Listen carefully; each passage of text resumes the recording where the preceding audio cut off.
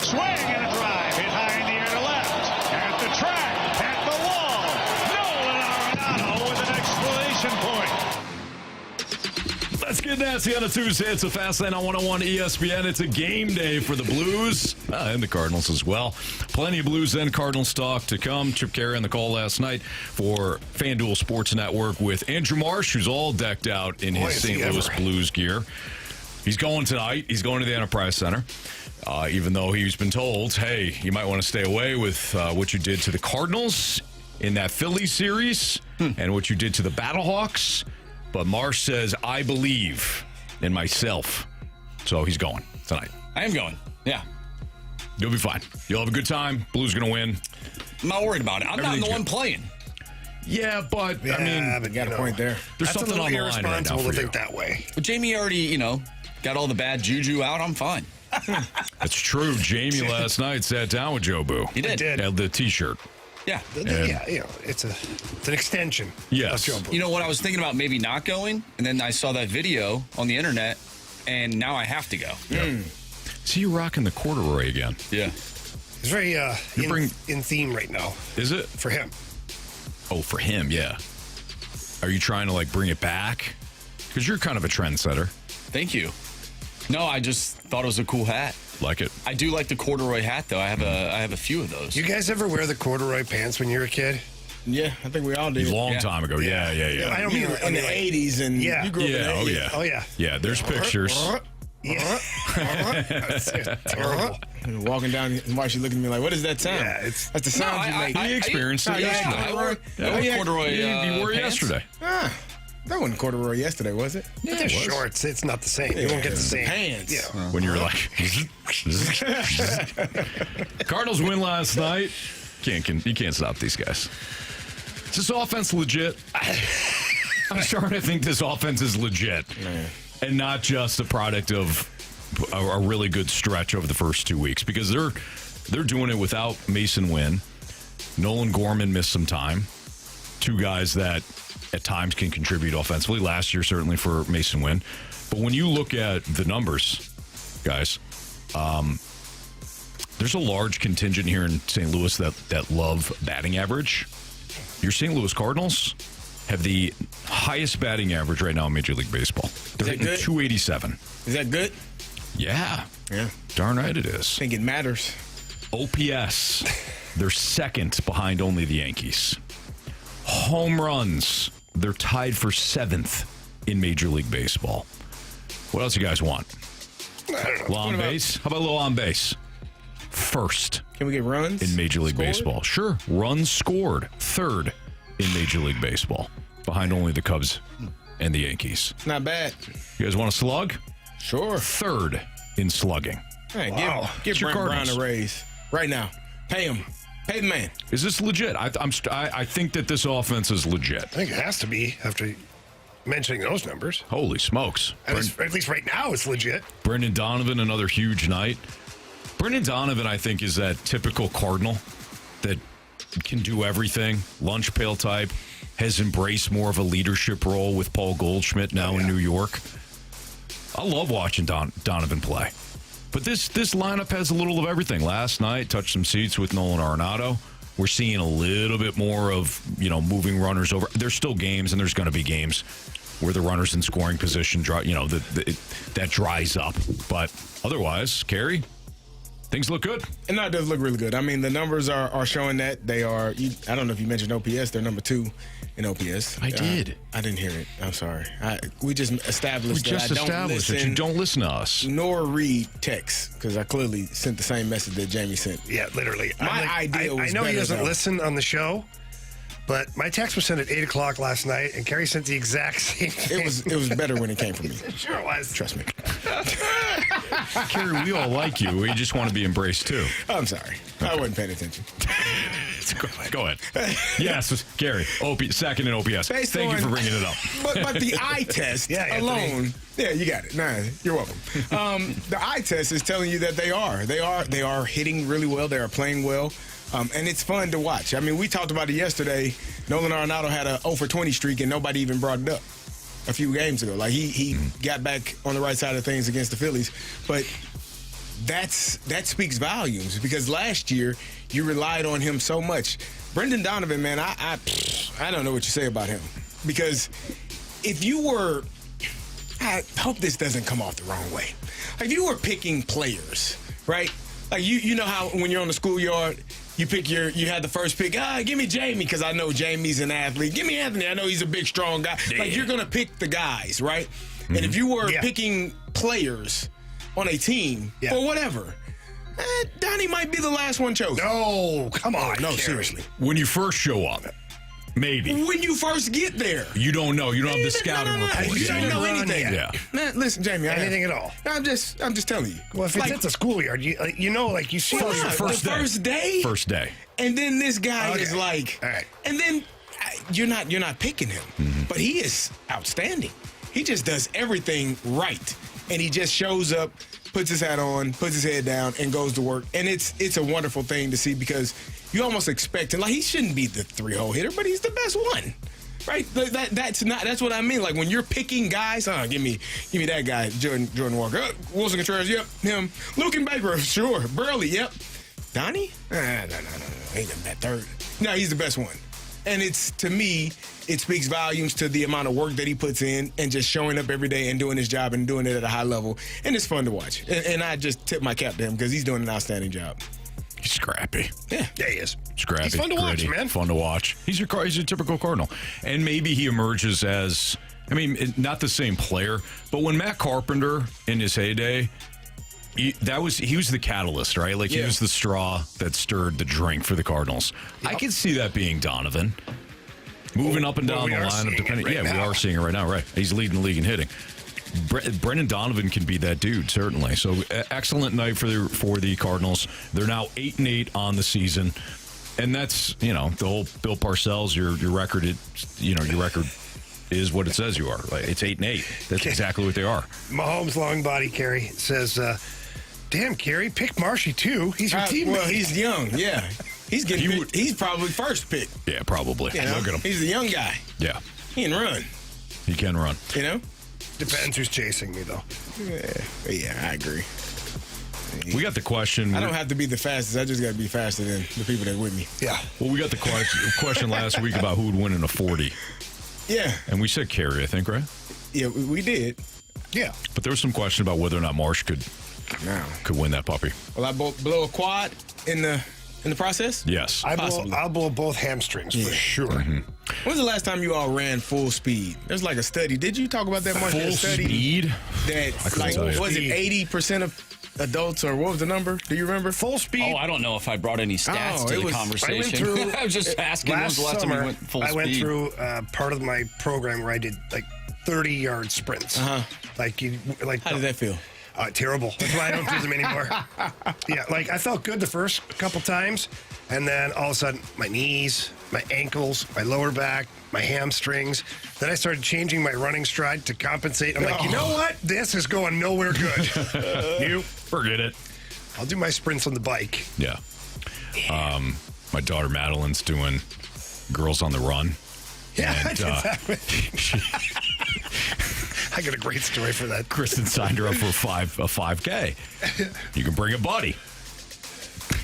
Madeline asked Kristen. Kristen goes, ask your father. Yeah. I'm not going to tell my daughter no. No. It's at Forest and Park. There's no other parent that I know of. It's at Forest Park, right? Ballpark Village. Oh, you got Ballpark Downtown, Village? 5K. Wow, you should be able to run down there. Dude, I'm going to die. It's a funny story. I did that with my daughter Carson. She did it like 2 years in a row, Girls on the Run. And she asked me to do it. I'm like, yeah, sure. Yeah, of this is course, great. yeah. And I pretty freshly retired, so I was like, I'm good, My brother comes down one time to visit me, and he's down for business, so he's staying downtown. Yeah. Well, he's out like till 4:30 in the morning, maybe even later, with like business guys, wherever they're partying. I have to call him and wake him up because he agreed to do the girls on the run with us. And he doesn't know his way around St. Louis. And this one was in Forest Park at the time. Yeah. And so he's like trying to figure it out. And all of a sudden, you just hear him kind of barreling through. And he comes up. His eyes are like bloodshot red. He's breathing on the kids. My daughter Carson's like, Uncle Sean smells funny. I go, yeah. I go, hey, buddy, you better buckle up. He goes, I know. He's like, no way I don't do this, though. Yeah, boy. He got through it. Uncle Sean's going to do it. Nice. Did he puke? No. Good for him. He's a trooper, Good for man. him, It was, man. Good for him. It was awesome. Sonny Gray last night, also outstanding. 7 innings of work. He allows 3 hits, no runs, walked 1, 4 strikeouts. Rodri Munoz on his birthday came in, did give up the 3-run shot to Jeremy Pena, but otherwise it was a perfect night at the ballpark. I mean, this Cardinals team jumped Framber Valdez. He only lasted 4 innings, allowed 10 hits, 7 runs, 6 of them earned. Only had 3 strikeouts. This Cardinals team has beaten up some good pitching thus far. Mm-hmm. Whether it's Valdez or Skeens or Wheeler. Whatever the approach is. Nola? Didn't they beat Nola? They beat Nola on Friday night. Yep. So whatever the approach has been outstanding for the Cardinals. I said yesterday, give me 7 innings. I know that might be being greedy, but if you can get it, get it. Mm-hmm. And Sonny Gray performed outstanding yesterday. He did a great job as well. 7 innings pitched, 92 pitches thrown, like working effectively, getting out of innings, getting no out. home runs. None. That's always a question mark for him not giving up a shot or 2. But yeah, that to me is the recipe. I don't think it's asking too much to have a starter go 7 innings. I mean, I don't either. And if you are under 100 pitches, you should be fine. So that to me is the recipe. This team, surprisingly, I don't know how we got here. I mean, they are 8-8. Mm-hmm. They have looked really bad. They looked really bad in Boston. Whoa. But no, they did it. I mean, they gave up 18 runs one day. That was not great. The pitching has been good since. The pitching has been good. So that's the question mark. The offense has shown up. Can the pitching stay on this level? And if they do, we might have something here. So since the 8-4 loss in Pittsburgh, they've allowed 3 runs, 2 runs, 0, 4, 0, and 3. And the 3 last night were, again, 3-run shot in the 9th when it was 8-0. With a guy on the mound that had just been called up recently. So 8-8. Second place, baby. Second place. Your St. Louis Cardinals. Just a game and a half back. Do we start the scoreboard watch? Yeah, I think we do. I think 16 games in, we must. I think we start the scoreboard watch, boys. I don't know. Do we got like a countdown or anything for the playoffs? Marcy, do we have some kind of a graphic we can make? Yeah, I'm sure we could. We gotta wait till Flag Day though to really, I don't think I want to. You don't think so? Nah, I want to start it now. I think we should do it now. I do too. Can never be too early. By the way, I did some math. BTW. I've been to 7 Blues games this year. Oh, yeah. I am 4-2-1 this season. So you're not perfect. However, the last 2 games I've been to after the 4 Nations break, they've won both of them. Yes. Okay. So, all right, good. Yeah. All right, Marsh. Way to defend yourself, man. Yeah, I did the math. Nice. Andy asked for a magic number. Walrus King, same thing. What's the magic number? I think we need to get a magic Cardinals? number. Yeah. I think you got to make one up. ways away. Carey? Anthony, just make one up. I don't. 69. There it is. I don't think that's good enough. What? You don't like that? I mean, I do like that number. I think you need more. It's a lot. More 69s. Yeah, that's real rich coming from the Dodgers fan. That's true. Good point. I mean, it's Fastlane on 101 ESPN. Who needs to have the bigger impact tonight for the Blues? Does the youth need to be served, or is this a kind of an experienced veteran type game? That's next on 101 ESPN.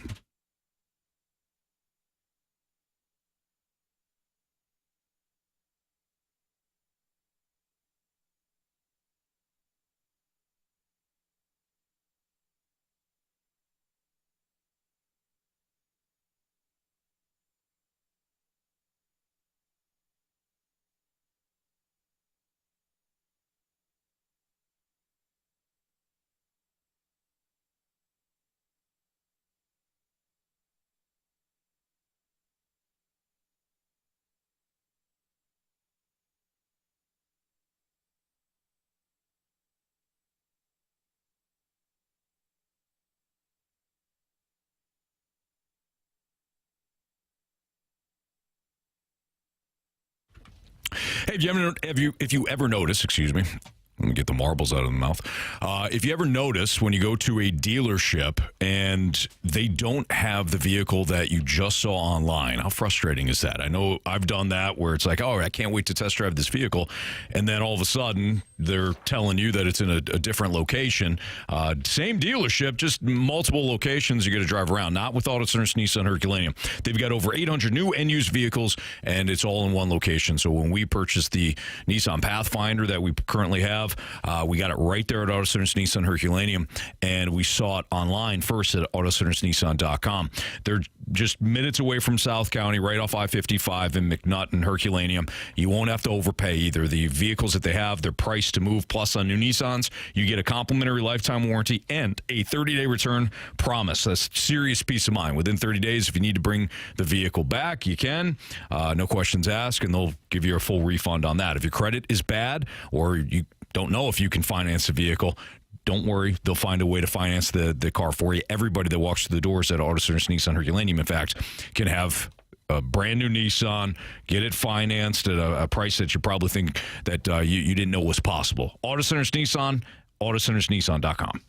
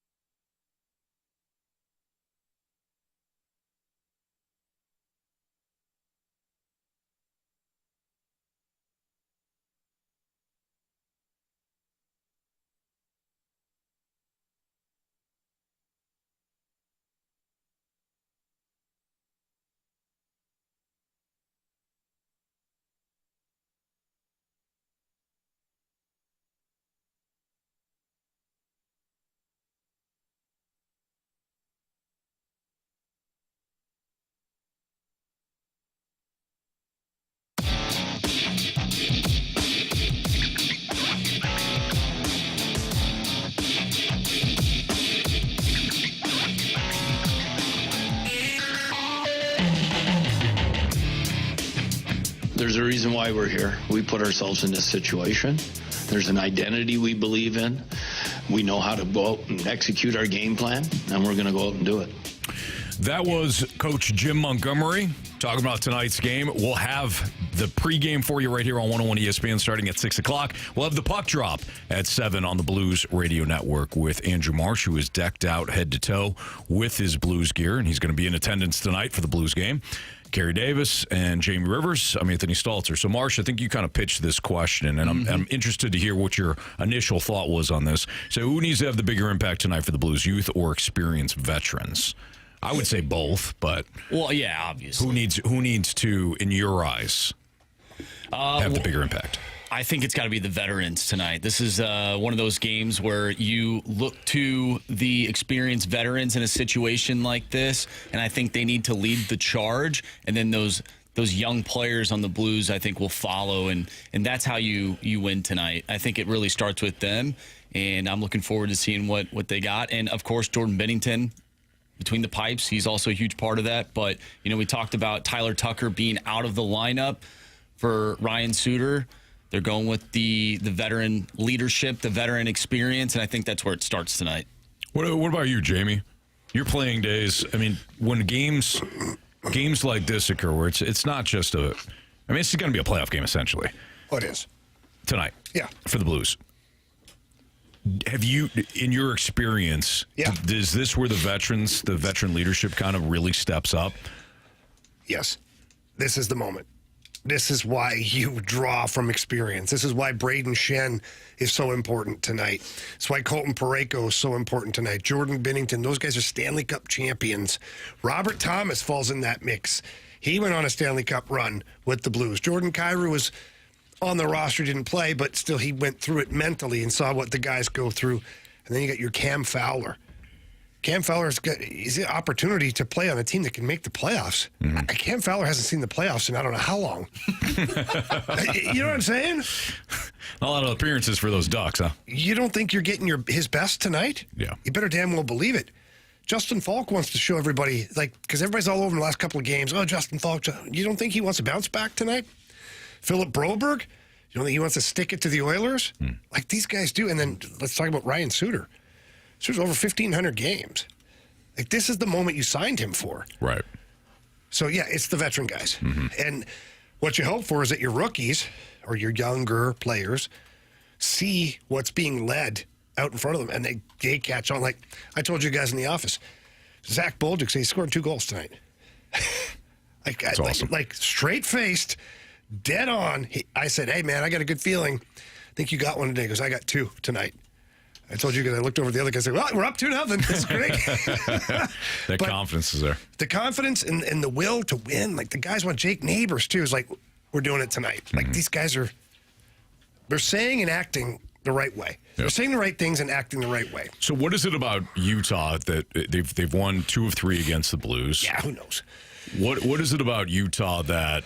let me rephrase. Is there anything about Utah that has given the Blues some issues? Because even the Blues' victory is 2-1. Yeah, but they didn't get... What version of the Blues did they get? Well, I can tell you right now. Like, they didn't get the post-Four Nations version. No, they have not. So, it's a completely different team. Mm-hmm. That's all we've been saying. It's like, who's this team? So, Utah has some skilled players. Clayton Keller and Schmaltz, they play very well against the Blues. Logan Cooley's a good player. The Blues have had some struggles in the past, but I just don't know if that roster is deep enough to cause any troubles for the Blues tonight. They played in early November, they played in mid-January, and they played in early February. So you're right. They have not faced the post-Four Nations Blues. Now, they are on a roll here, though. They're 4-0-1 in their last 5. And they just pounded the snot out of the Predators 7-3 last night. Mm-hmm. So it's not like an opponent is coming in here that's like weak and going to just like give in. They're not. Yeah. They're not. So you're going to have to go take it if you're the Blues. So if the 12-game win streak Blues show up, they take care of business. If the 3-game losing streak Blues show up, what does this game look like? They still take care of business. Bennington has to stand on his head, I would say. Maybe I would not. disagree with that because the Edmonton Oilers are a far better team than what Utah is. What about Seattle, though? Seattle is probably about the same. Okay. You know what I'm saying? But and I don't think that Binnington didn't have his A game exactly in Seattle. So maybe he doesn't have to stand on his head, but at the very least, if you play like you have over the last couple of games, albeit against better opponents, but the Kraken still count too. Yeah. Binnington's got to have his A game then. Yeah, and it goes back to the veterans having to bring their A game all around. Sure. Every guy's got to bring it. Yeah. I was going to say that for me, I think it's the veteran players. It's the guys like the captain. It's the guys that are here, that have been here, that kind of know what to. It's similar to what you said. And then the rookies, the younger players, take that lead. They follow their leaders into the fire. So for me, it's going to be Braden Shen. It's going to be Robert Thomas. It's going to be Colton Parayko. Like, those three names are the guys that I look forward to, have crisp passes, doing the back checking, doing the forechecking, doing the things, the minor detailed things that are required to have success. That's what I expect from those three guys specifically, because those are and Jordan Kyrou I would put in that group as well. Those are your veteran players that have been here, that know what it takes to be a champion and to have a playoff push and have success. So those four guys for me would be the ones. So let's not forget, too, that some of your young guys have had massive moments in their careers. Zach Bolduc is a Memorial Cup champion. That's the best team in junior hockey. He won a championship. Jimmy Snuggerud, Minnesota didn't win a national championship, but he's played in big games. He played in big games recently. One game eliminations recently. So I'm expecting those guys to be able to contribute as well. I think you got to have everybody tonight. Tonight, 6 o'clock pregame, 7 o'clock puck drop. We'll have all the coverage for you for the Blues and the crucial game against the Utah Hockey Club. We've got the lineup game next in the Fast Lane on 101 ESPN.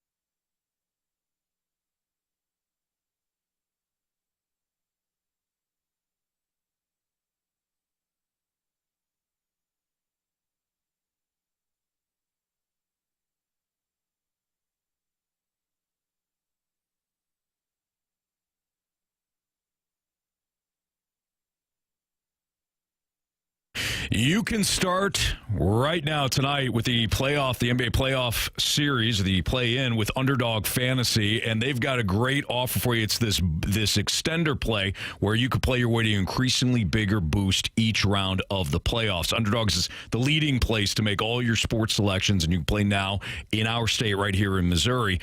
To play, all you have to do is download the app and choose whether or not a player will go higher or lower on their stats. It's that easy. So if you're somebody that is constantly telling your buddies, I knew he'd have a big game. I knew he had, he always gets X amount of assists versus a certain team.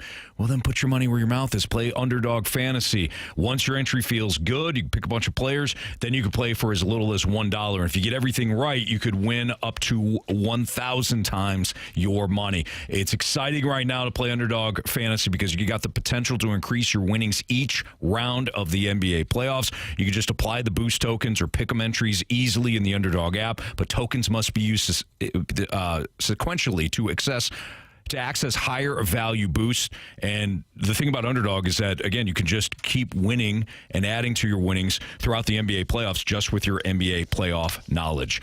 Here's a great boost as well. Your first deposit, you can win earn up to $1,000 in bonus cash when you make your first deposit. All you have to do is download the Underdog app, sign up using my promo code Anthony, unlock that special offer that I was just telling you about for the $1,000 in bonus cash when you make your first deposit. Again, that promo code is Anthony. Must be 18 plus, 19 plus in Alabama, Nebraska. Present in a state where Underdog Fantasy operates. Terms apply. See assets.underdogfantasy.com/web/extend.html for details. Concerned with your play? Call 1-800-GAMBLER or visit www.ncpgambling.org.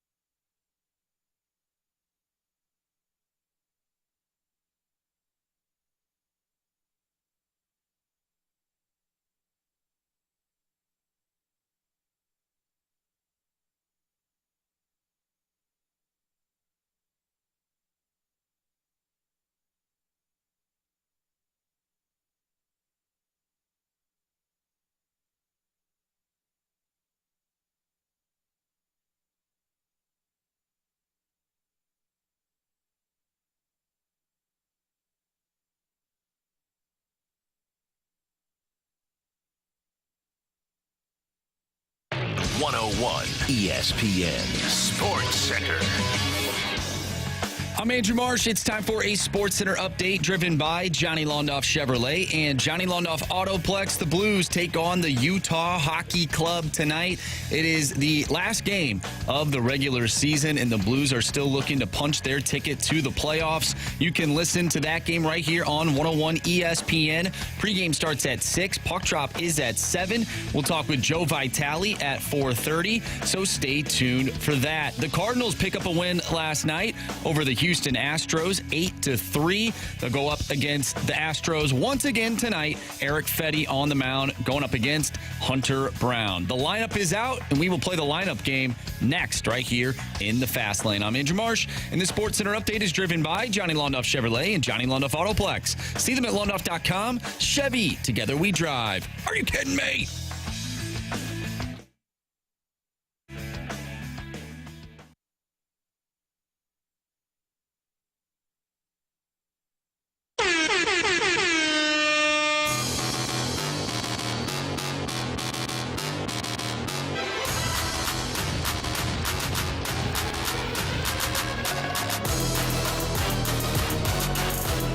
Marsh just told you in the Sports Center update, the Cardinals take on the Astros for Game 2 of this series. They won last night, so look to make it 2 straight against the Houston Astros with Andrew Marsh, Carey Davis, and Jamie Rivers. I'm Anthony Stalter. You heard the sounder coming in.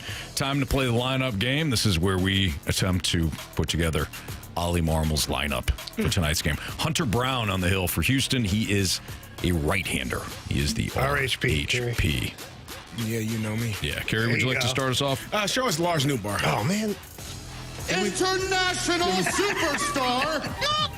Watch out, don't run into any walls or anything. All right. With this being a right-hander, I think he goes back to Alec Burleson. Burleson. You are a risk taker. I'm with you there. Yeah, Burley in the 2-hole. It's never a bad idea. Show us Alec Burleson. Anthony, you've been so wrong for so long. That was unnecessary. I love funny as hell, but unnecessary. Okay. That's harsh. Yeah. Harsh but fair. And in this case, accurate. So, who was in the 2-hole yesterday? Luke and Baker. Oh, yeah, I got it right here. Luke and Baker. Maybe you put Contreras back in the 2-hole. Maybe. Why'd you look over there, Anthony? What's out there? I'm just contemplating my life after I got it wrong, and Janet threw it in my face. Maybe it's Donnie? Maybe you don't go too listen, I lefties was wrong. You guys, I'm here as an Gorman? No. Wilson Contreras. Way too far. What do you think about Wilson? You guys like Wilson? I love Wilson Contreras. You guys like Wilson? Yeah. Go for it. Go. Show us Wilson Contreras. You don't know how to play first base. There you go. It's not that hard. Tell him, Wash. It's incredibly hard. Hey, anything worth doing is. This is Donnie baseball here. Why wouldn't it be? Show us Brendan Donovan. Look at that guy. Vibrant, handsome, hair. No reason to change this up, right? Nope. Show us Nolan Arenado. A lot of people think you get in your mid-30s and your career's over, but like I always say, until they stop scouting, I ain't going to stop playing.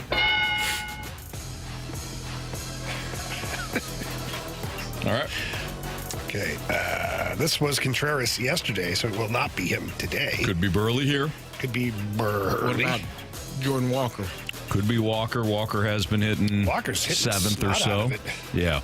He was 6th yesterday. Donnie was here yesterday. No, Contreras was. Contreras was. No. Am I looking at the wrong lineup? He was a left-hander. Yesterday it was Donovan 5th, Walker 6th. Carey, I told you. That's what I said. All right, Carey, you're the only one. Looking at the dang on thing. I'm finally paying attention, and you're giving me crap. Go. What do you think? I would go Jordan Walker here, and then maybe Burley. Nah. I think if Burleson's in the lineup, it's Burleson. It might be Burley. I think it's here. Burley. Can I? Go ahead. You do it. Go ahead. I'd like to Entertain it. make up for my previous We better gaffe. make it good. Show us Alec Burleson.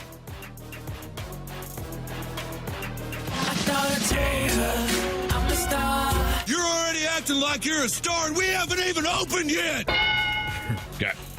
Now, Jordan Walker. Show us Jordan Walker. Die for every ball. It's boring otherwise, plus it looks harder. The most important play in right field is what I like to call the janitor throw. Guaranteed out every time. I call it the janitor throw because it cleans up that are trying to take an extra base on you. All right, so I think it's Gorman here. Gorman, yep, because we need a second baseman. And it's a left bat, right pitcher. Like it. Oh, show us. Nolan Gorman. Swing Serenade is brought to you by Gorman. Dingers! Hang me a curve and I will hit. Dingers! I don't know why that's so funny. I like it. So we need a catcher. Yeah. And then Victor Scott, right? It's, or yes. Siani if it's not Victor Scott.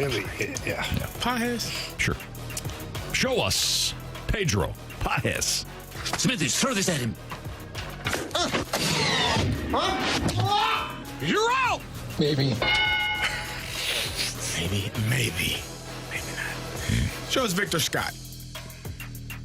Stupid. I don't think that was stupid. I thought it was Yeah, I think it's Show stupid. us Michael Siani. Really? See, with Michael, he had to win. That's what made him great. He did that little shrug, and I took that personally. What a catch. All right, Marsh, run it. All right, guys. Leading off in left field, Lars Nootbaar batting second. First baseman Wilson Contreras batting third. The shortstop Brendan Donovan. Your cleanup hitter, third baseman Arenado. Batting fifth, the DH Alec Burleson. Batting sixth in right field, Jordan Walker. Batting seventh, playing second base, Nolan Gorman. Batting eighth and catching is Pedro Pajes, and batting ninth in center field, Michael Siani. Back. They fair! Go fair! I don't believe what I just saw. Home run. So nobody had Nolan Arenado last night. No, Carey did. Oh, you did? Oh, yeah, he did. Yeah. Congratulations, Carey. He is on the board. You're welcome. Well said, Jamie. All right. Marsh is still in the lead with 3. Yes. Carey's got 1. I got 1. Jamie to get his first Yeah, tonight. I got nothing.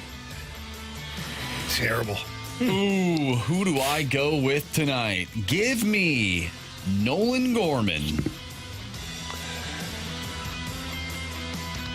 Is that me? Carey? Give me Wilson Contreras. Okay. Give me Lars Taylor you Tatsui. piece of Nootbaar. Please. Can't stand you right now.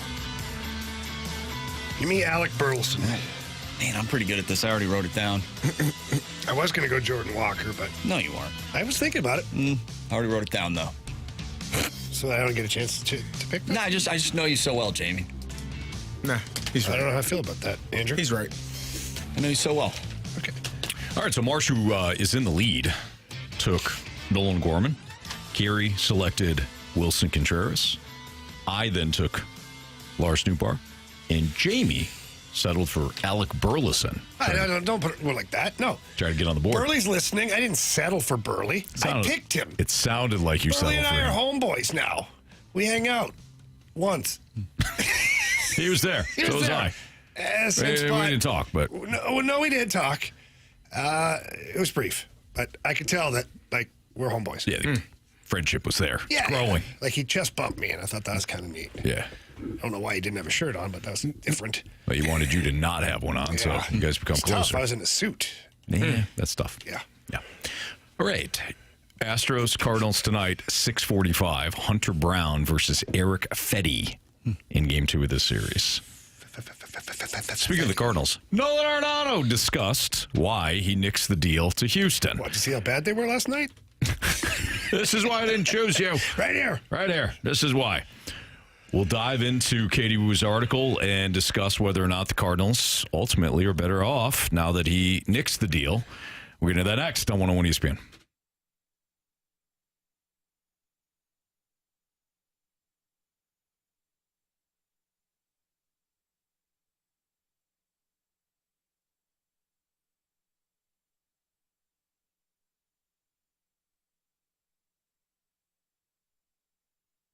Anthony, I can't say enough about our friends over at Mentality. I was just telling you about something I was going through. I was feeling tired and whatnot. And anyways, Angel ran some tests and figured out that they needed to tweak my program, and I feel awesome. Was up 6:30 this morning. Bing! Ready to no go. alarm. Ready to go.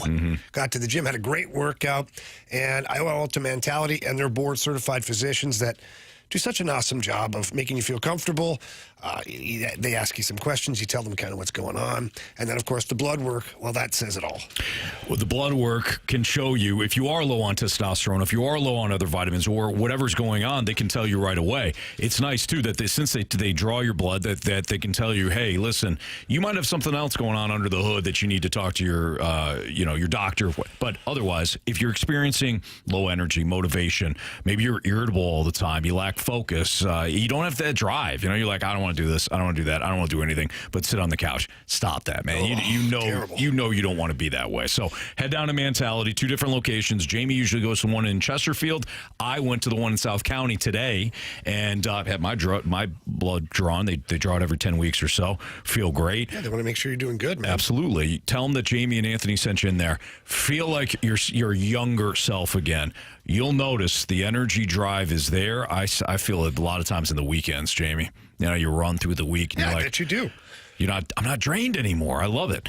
You can also go to mentalityhealth.com/radio. mentalityhealth.com/radio. And you can find out more and book an appointment. And again, tell them Jamie and Anthony sent you. It's Mentality.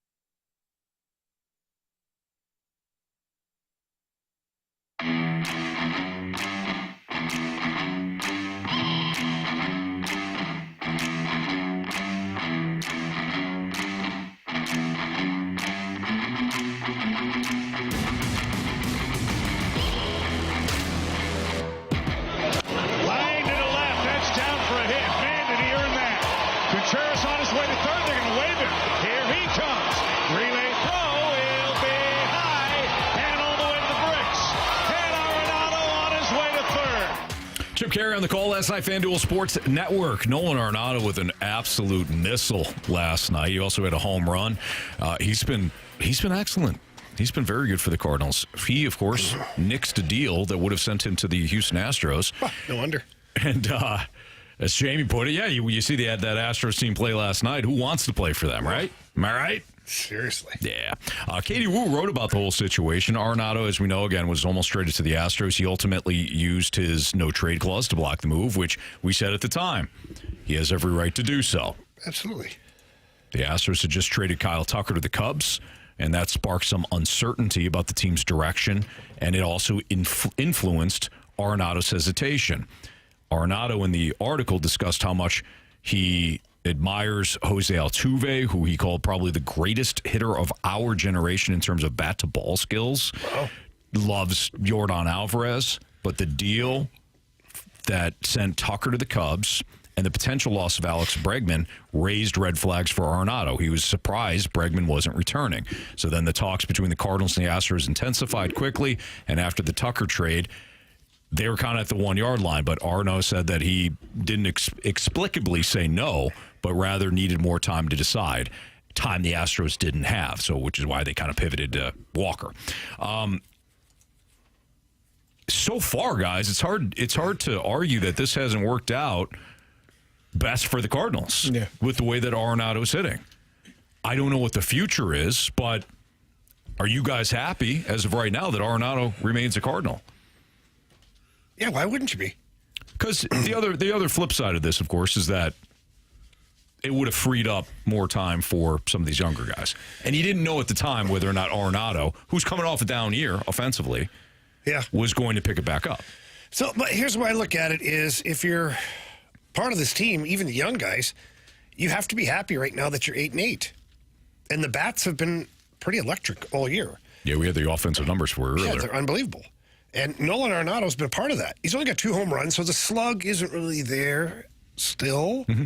But, 2 home runs in 16 games. It's not terrible. Yeah. But he is hitting the ball well, and he's playing well defensively. If they were going with a true youth movement, I'd be more perturbed. Mm-hmm. But they really weren't because they hung on to Sonny Gray, Matz, Michaelis, Fedde, Contreras. Like, they didn't really go in a youth movement. They have younger players in certain spots, right? But it's not like a full youth movement. No, not at all. So if that's the case, so we talk about balance, right? Like the Blues tonight. Who's going to carry the team, the veterans or the young guys? Mm-hmm. Well, the young guys are an unbelievable supporting cast now, but you need those veterans to lead the way. And even on a rebuilding, retooling, transitioning team, you need good veterans to help lead the way for some of the younger players. And we may have our own opinion on Nolan Arenado of what he is as a leader, this, that, the other. But we honestly have no friggin' idea. We don't. We can assume, but I'm not in the clubhouse. I've never been on the field with him. I've never traveled with him. None of that stuff. So I don't know what he's like with the younger guys. And it looks like this year, at least he's making himself more available to show what he's like with the younger guys because some of the younger guys have a lot of praise for him. Yeah. So I think Nolan Arenado could be a very good piece to your transition because he is a good leader. I agree. I think you are very excited that he decided to nix that trade. And he talked about, how he felt that maybe the Astros were going in a different direction. And there were rumors of Framber Valdez also being traded. So he didn't see why now. Well, Anthony, it's one game.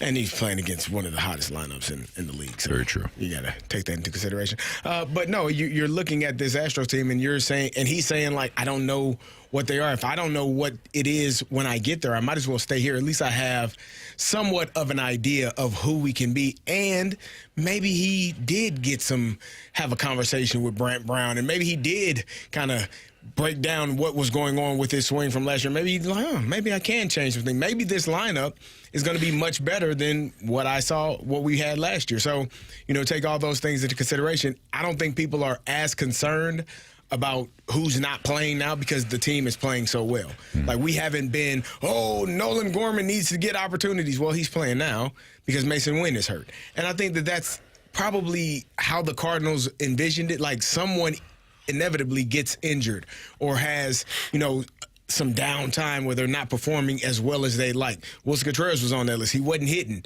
So then that gives another person an opportunity. It just happens that Ivan Herrera is also hurt. But essentially, someone's going to get hurt. Someone's not going to be performing well, and that opens up spots for everyone else.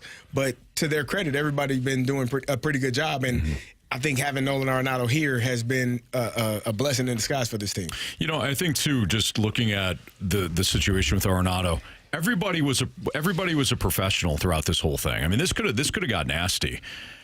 If it wasn't Nolan Arenado, if it was somebody else, they could have taken it personally and all that. But Arenado talked about, and he really emphasized in the article, again, we're talking about the Katie Wu article in The Athletic when talking about Arenado saying no to the Astros. He said he didn't want to. He felt uncomfortable making a rush decision that would uproot his family. He didn't completely reject the Astros because he thought they were bad or they were heading in the wrong direction. Wherever he just and so what? Even if he did, yeah, right. That's his choice.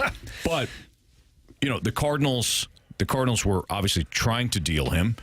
He made a decision to say, you know what, not the right time. The Astros couldn't wait. They went with Christian Walker. They signed him on December 19th, so they moved on. Cardinals, engaged in talks with at least the Yankees and the Red Sox. Nothing materialized. He shows up to spring training. It could be awkward, and the Cardinals just say, hey, listen, you're a Cardinal again. Like, they move on. Yeah. So the best case scenario now is he just continues to hit, whether he's going to be here for the remainder of his contract or remainder of the year or until the trade deadline. If he continues to hit, that's going to benefit the Cardinals one way or another. So we get a text from the convex piece of Tim Skull. Oh, jeez. And it says, when you watch the games as a fan, you're happy he's here. When you think big picture, it's still a disaster that he's here. I don't know if it's a disaster. I think that's extreme, but I understand where he's going with this. I just don't think it's a disaster, though. I don't think it's a disaster either. But big picture, if he let's just say he has a good month and then doesn't hit the rest of the year. Now again, you're back to thinking how we did in the offseason. You've got 2 more years left on his contract. He's being paid a lot of money, and there's no trade value. That is where I think he's talking about big picture. But I agree, it's not a disaster. Anthony, you wanted to already get the magic number out. Yeah. For the playoffs. You said it was at 69. Yeah. It's a good number. Cardinals are right there. Playoff. Trade deadline. Approaching. Mm-hmm. What you doing? What's the offer? Does it matter? How close are we? It always matters what you're getting 2 back. games out. No, actually, you're leading the division by 2 games. Yeah. Mm-hmm. Trade deadline. Nolan Arenado balling. So... Am I getting a haul? No, I mean, probably not. But whatever you're getting something that's not helping you right away.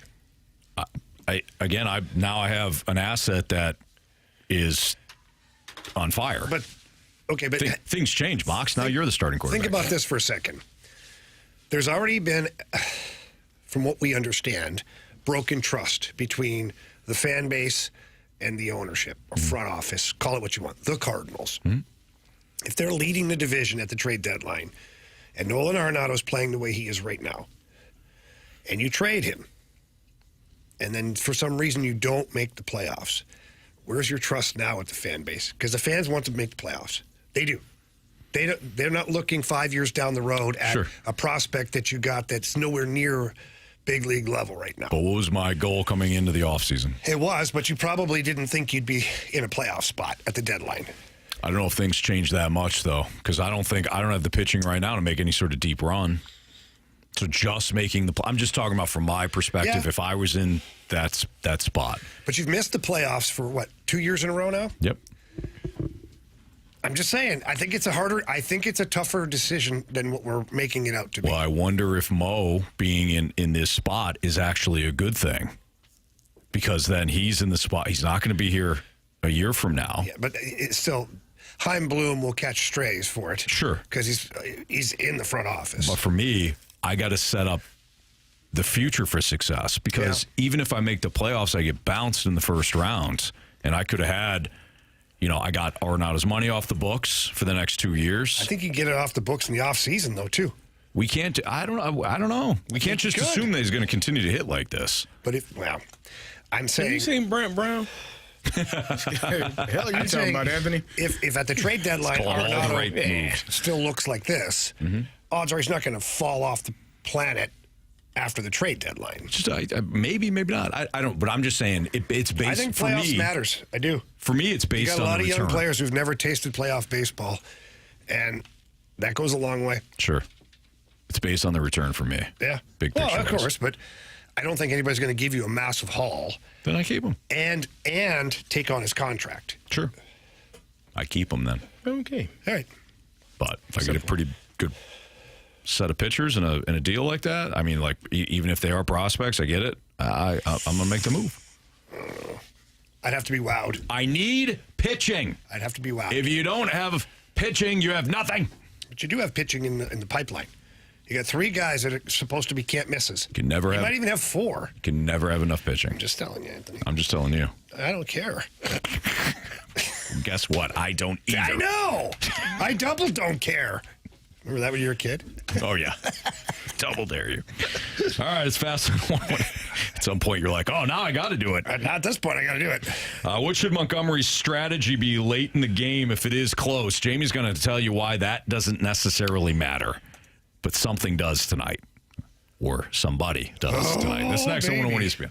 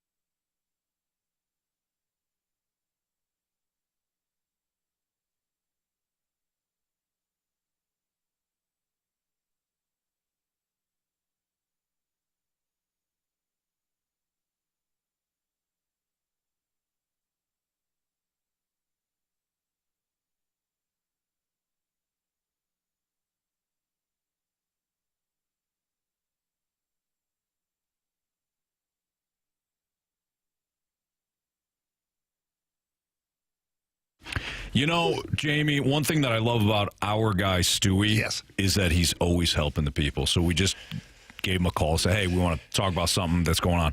Say, sorry, guys, I can't right now. Buzz off. I'm busy helping people. He's like, you know what? You guys are important, just not important enough. Yeah. Not more important than my people right now. He's talking to somebody right now, 101 ESPN listener that has heard the ads that you and I do. And he wants to know whether or not Stewie can help him in it with a very specific case. So whether it's buying a home, debt consolidation, seeing where the rates are right now if you need to refinance, which is something Stewie calls you back. Once you become a client, he's always thinking refi. I love being a client of Stewie because he's always out to help you. Yeah, I love when people ask me about Stewie and say, is he really that good? I'm like, yeah. I have personal experience with the man. And from the moment I said, hey, Stewie, I'm thinking about buying a house, to the moment we closed, it was the easiest process ever. Him and the people who work alongside Stewie are incredible. He fought like heck to get me the lowest interest rate, then told me, don't worry about this right now. 6 months from now, 8 months from now, we'll refi, use the bagel loan, all of this stuff again. He's always wanting to save you money, help you, and he absolutely loves helping our 101 ESPN listeners. So please, even though Stewie's busy, give him a call, shoot him a text. I promise you he will get back to you. That number is his personal cell phone number, too, by the way. It's 314-324-4440. Again, 314-324-4440. Call him, text him. Heck, try and FaceTime him. He might even answer one of those. Who knows? Stewie loves the people around here. He does. Yeah, but if you can't remember that number, what can you do? You can always Google the bagel loan. NMLS number 226715.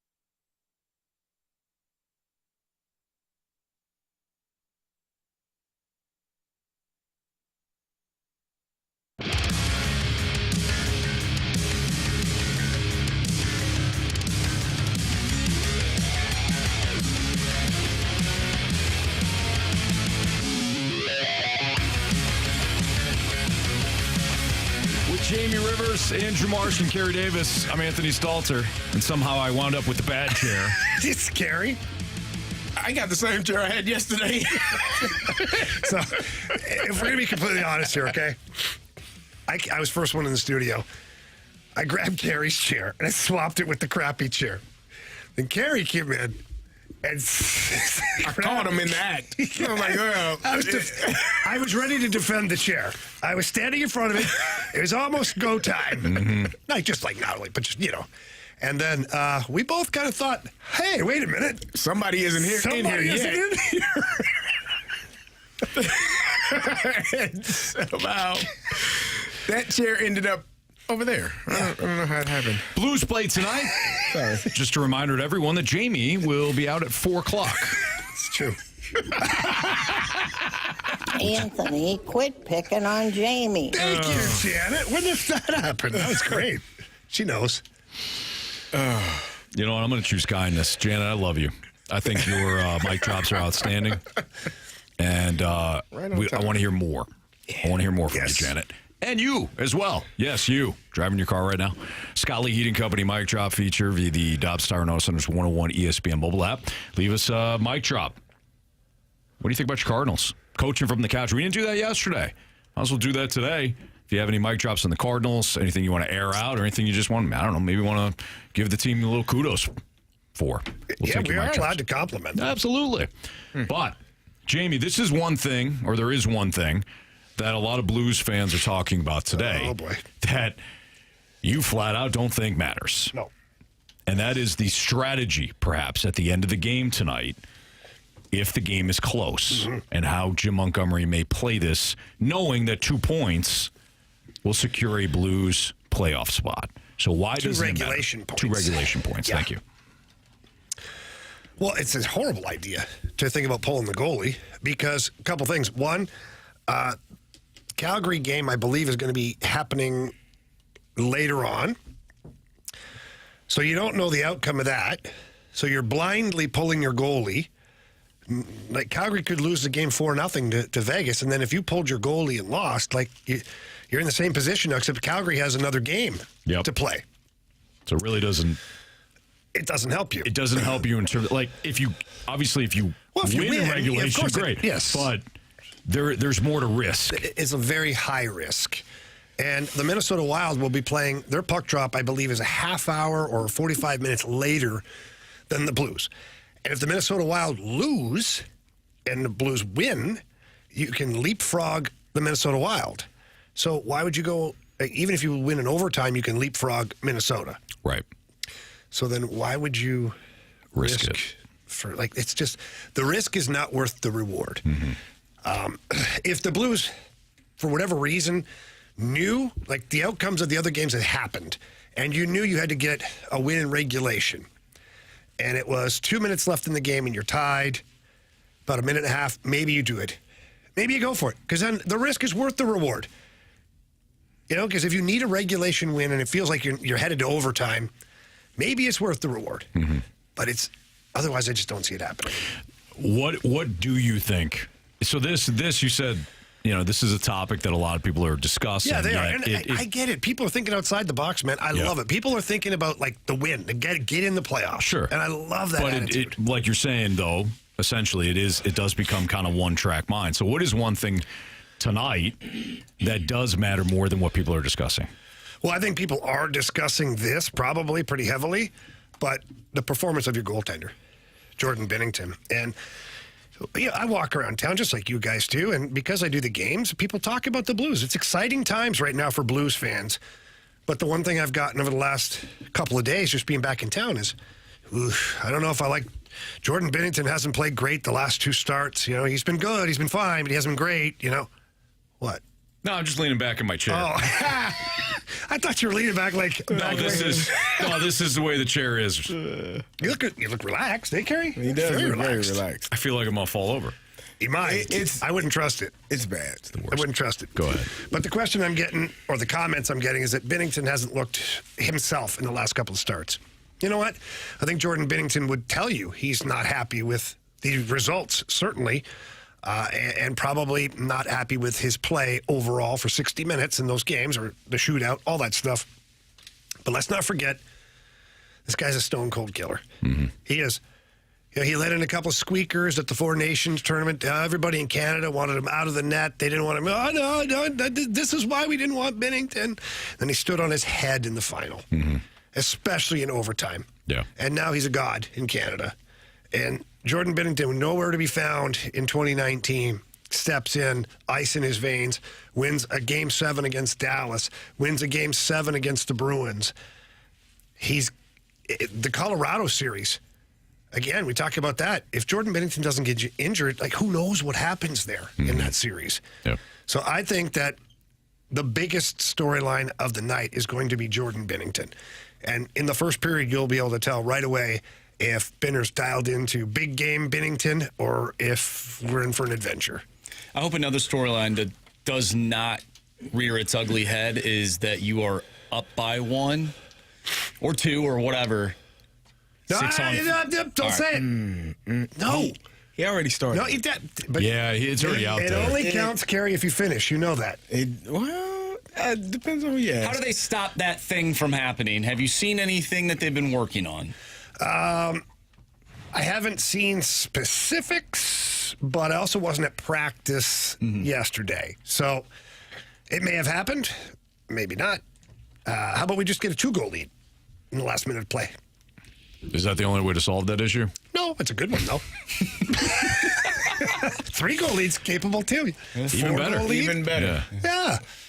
That's how they did it against the Avalanche. Yeah, they built up a lot of runway. Exactly. Just get You're not playing the Vancouver Canucks. No, true. So, True. They or can the Oilers. like those type of Yeah, they games. do. Okay. Now, what is the best way? Go ahead. What? No, go ahead. You had a question, Anthony. It's probably a good one, too. That thing that we do not want to discuss. Yeah. That the Blues may or may not we're not going to have to worry about that. Okay. We're not going to have to worry about that. All right, go ahead then. We're not going to talk about Fight Club today. All right, okay? That's fine. Yeah. I think that for the ultimate success on the evening, this Blues team has to come out in the first period and dominate. Like, get the puck in deep, run the snot out of these guys, break their will in the first period because Utah has nothing to play for. They're playing for contracts. Okay, great. I get it. Some of them are. Some of them aren't. Some of them make a lot of money, and they've already got their vacations planned. They're flying to Mexico or Hawaii or the Bahamas in the next couple of days, and they're waiting for a reason to be checked out. Mm-hmm. They went in and poo-pooed on the Predators, but that's not a big deal. You got to make sure you just take the life out of them. You stomp on their souls in the first period tonight. Get up by a goal or two, but make it so that like they've barely touched the puck. They've barely been inside your zone. Then the team, you'll see them just sort of disappear because they're like, holy crap. Yeah, let's just get this over with. Let's get this over with. I'm tired. I'm sore. It's 82 freaking games. My wife's already mad at me. The kids are crying. Let's just get this over with. All right, tonight, the Blues and Utah Hockey Club, which is weird. Pregame at 6, right here on 101 ESPN. I know. Puck drop at 7 on the Blues Radio Network. And we'll have all the coverage for you tonight. Is Jordan Walker turning the corner defensively for the Cardinals? Look good last night. Been pretty good thus far. We'll talk about that next on 101 ESPN.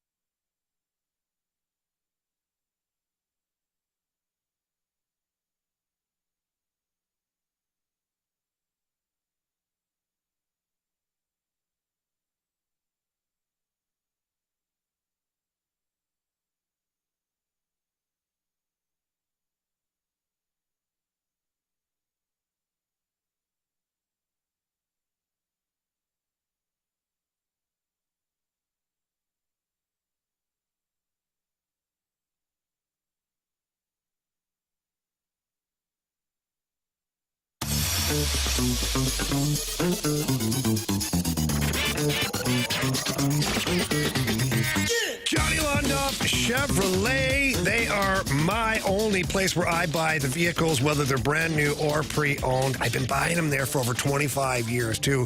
And I'm going to let you in on a secret. Yes, they have great prices, great deals, all that stuff. But for me, it's the customer service. I know for a fact that when I walk through those doors, they're thinking about me. They want to get me the best price possible. They want to make sure the vehicle's exactly what I want. And then I don't have to worry about it. And that's the way I felt when I got vehicles for my children, too. Walked in, picked a great vehicle. Jim Sappho at the new Londoff Autoplex did a fantastic job for my daughter's 16th birthday. Got a beautiful vehicle from Londoff Chevrolet. And that's what I want for you guys, too. I want that great customer service that you deserve, along with the great prices and the savings and all that stuff, too. But please, visit either location. That's right, there's 2 locations now. The original one in Florissant, Missouri. We know where that is. The Landmark in St. Louis. Or the brand new Londoff Autoplex out in St. Peters. I just talked to Jim Sappho, helps run that one out there as well. And everybody's going to take great care of you. Walk in, tell them Jamie Rivers sent you in. They'll know you mean business then. And I promise you great customer service and an awesome vehicle as well. So please get by there or get there online. You can visit them at londoff.com or londoffautoplex.com. Are you kidding me? Johnny Londoff Chevrolet.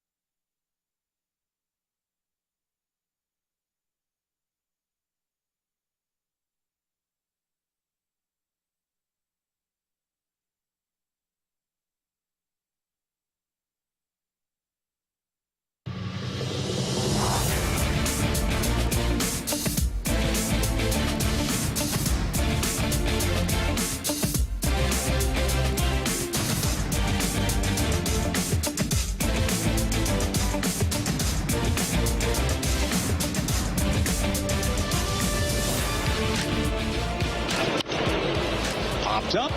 Walker long run. He was near the line. He's in the middle of the warning track, and he reaches up into the netting and hauls that in. Chip Carey on the call last night, FanDuel Sports Network. Well, one of the things that I certainly was concerned about coming into the season was Jordan Walker's play in right field, because it had been a mess before that. A lot of people, a lot of Cardinals fans, including Carey. Well, sorry, a lot of Cardinals fans. Including Carey.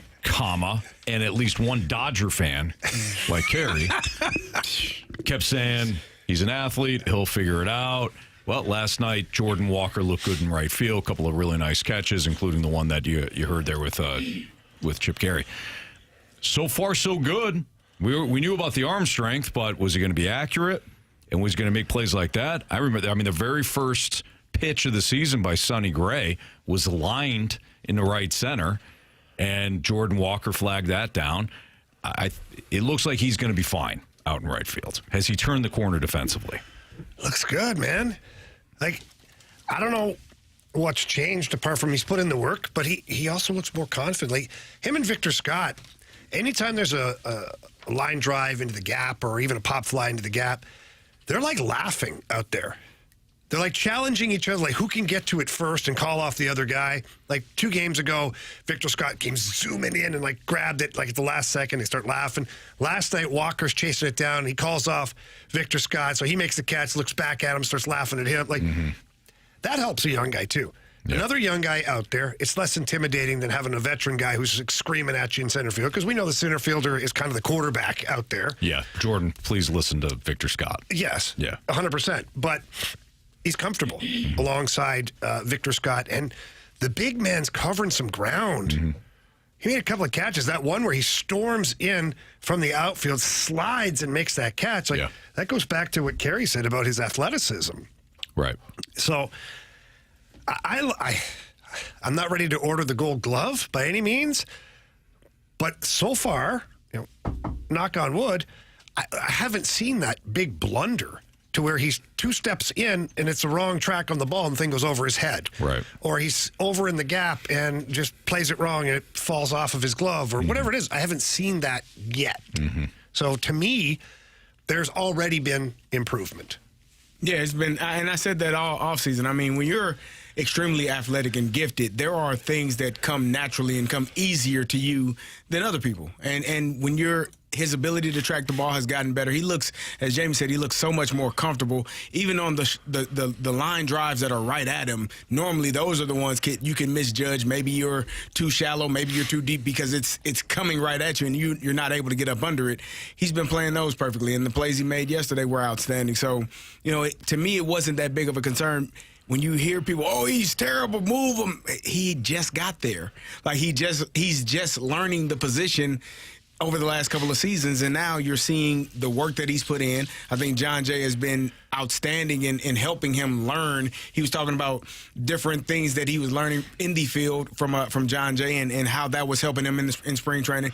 So I think you're just seeing the work that he's put in, and now we can put that part to rest as we continue to go along, because I think he's shutting all the naysayers up and saying, hey, this is the position I'm playing. I've worked at it. I've gotten better. And I think he's just going to get better and better each year. Let me bring up a couple of comments from the Snake Pit, including Chester. Chester says, so with more experience, the young player is getting better and learning. No, you don't say. Can I ask something? Can we not have concerns about young players then? Can we not have concerns? You have to, because the young player's unproven. Right, but if he gets more experience and everything, then automatically he's better, right? That's kind of Chester's thought. I don't know if Chester means it that way, but maybe.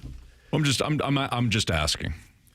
I think as a young player, you're unproven, right? Yeah. And in his case, there was so much angst about him misjudging balls, but you saw flashes of really good plays at times. Like, it's just learning how to field a ball, how to track a ball, how to, learning the position. Learning the position as a young guy. Right. A position that is foreign to you, something that you just learned. You've been playing, he's 22 years old for his entire career up until he's, 20? He was playing third base, and so now you move him into another position. It's going to take time, and I think, again, when you're athletic enough and you're gifted, you can pick things up quicker than other people can. He's able to track the ball. He's got great speed. You talked about him and Victor Scott. There was one a couple of days ago where Victor was actually like, why are you over here? But he's tracking it. Like, he's going to get it, and maybe that's part of the maturation as well. Track every ball. Even if you know you're not going to catch it, so you understand where you need to be and you can be in a good place. So I just think just watching him, he's more comfortable. He's more comfortable at the plate. He's more comfortable in the field. And that's what happens when you get more reps. That's part of the process of getting reps. I'd just say Chester clarifies what he meant by this. After I read it again, I read it differently. He was basically saying that just because he makes a mistake, he can't, he goes, he can't send him back to the minors after a bad week. That's what he meant by, he gets to play. Right. Amazing how that works. Nobody said you should send him back to the minors. No, but last year, the Cardinals, not us. But he's referring to the way they've treated him up to this date. But I'm saying, big picture wise, right? Because I'm I don't know somebody. What your problem with Chester is? Nothing. I have I've been somebody that have said, okay, I'm concerned about Jordan Walker being able to play right fields. And then it's like he's had, good stretch here. Oh, you didn't give him enough time. Okay, well, I can make the same claim for Ivan Herrera then. Ivan Herrera's going to be fine, right? Yeah. Well, can we not have concerns about Herrera? He's a young player. He's getting reps. Those are real legit concerns. Real. Okay, got it. All right, just want to clarify. That's a legit concern. I'm going to read this one because I think I'm going to read this one because I think this person needs this. Oh boy, eggplant emoji. Well, it looks like he figured out right field faster than you three figured out radio. I think, that's not true. I think he needed that. Let's give it to him. There's something going on. Well, actually, it's not wrong because I still haven't figured out radio. Like, I don't know. I didn't even know anybody's listening. I just thought it was us playing around in here. It is. Keep thinking that way. Okay. All right. We want your mic drops. Go ahead. That was really mean. That was a mean statement. Eggplant emojis? Yeah. Here's the good news, though. He said you three. Oh, he didn't mention me? Well, he said you three. Oh, so we don't know. We don't know. There's four. Oh, There's man. one of us he thinks is halfway decent. So we're not terrible. It's us. Yeah. Yeah. Sorry about that, guys. Sorry he said that about y'all. Chester, go fast lane yourself, Anthony. You put bad words about a good player in my mouth. I didn't put anything in your mouth, Chester, and you know it. Chester knows that. Leave us a mic drop. Scott Lee Heating Company mic drop feature via the 101 ESPN Dobbs Tire and Auto Centers app. What do you think about the Cardinals last night? What do you think about the Cardinals in this, the stretch run right now? Coaching from the couch is what we call it. So feel free to send us a mic drop. We're getting close. We got Jamie's keys to the game and Light the Lamp coming up in about 20 minutes or so. What's trending, though, is next on 101 ESPN.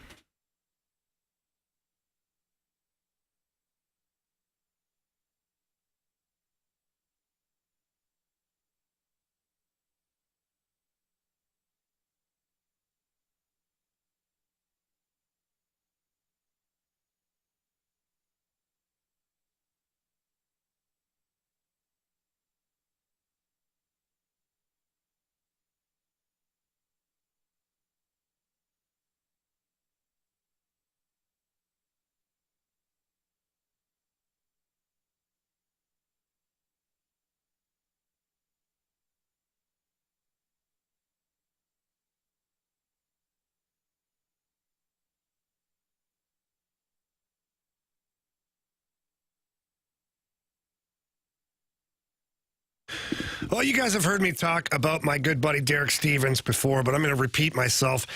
He one day a couple of years ago told me that he wanted to create the world's largest sports book. Well, he did so. Circa Las Vegas has done so. If you're out in Las Vegas, check it out. It's awesome. But he did one better. He's taken that sports book and put it in the palm of your hand. And all you have to do is download Circa Sports Illinois, the app. It's on their website, and it's on the App Store. You can find it. It's super easy to download. Very, very user-friendly as well. You can pick your favorite teams, favorite players. Whatever it is you're into, you can go for it. And let's also remember that they've got really good lines for all their futures bets. They've got tight money line splits. They have the best odds, too, by the way. Check out any other app and then compare it to Circa Sports. You'll find out Circa Sports has the best odds, which means the biggest payouts for you. They've also got the player props and the parlays, all that fun stuff over there at Circa Sports Illinois, the app. So please don't miss out on the action. Download Bet Like a Pro with your Circa Sports Illinois app today and join in on the excitement. If you or someone you know may have a problem with gambling, call 1-800-GAMBLER or text ILGAMB to 833-234.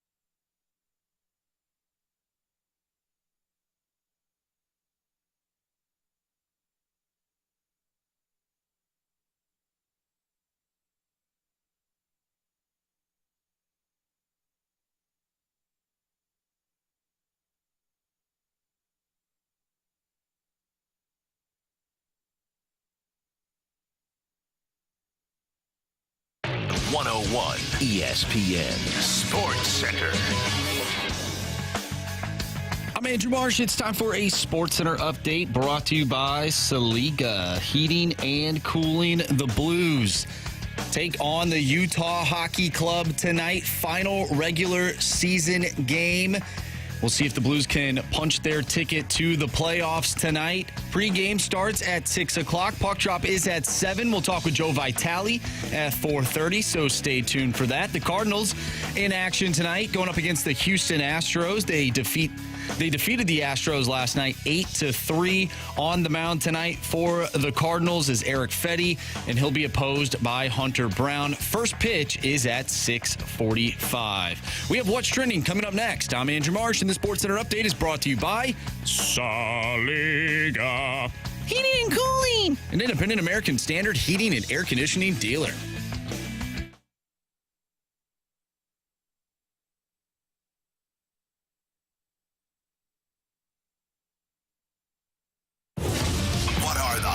Topics in the sports world. What in the wide world of sports is going on here? It's time to find out with What's Trending, brought to you by Elite Comfort Experts. Heating and cooling with no gimmicks, just guarantees. EliteComfortExperts.com.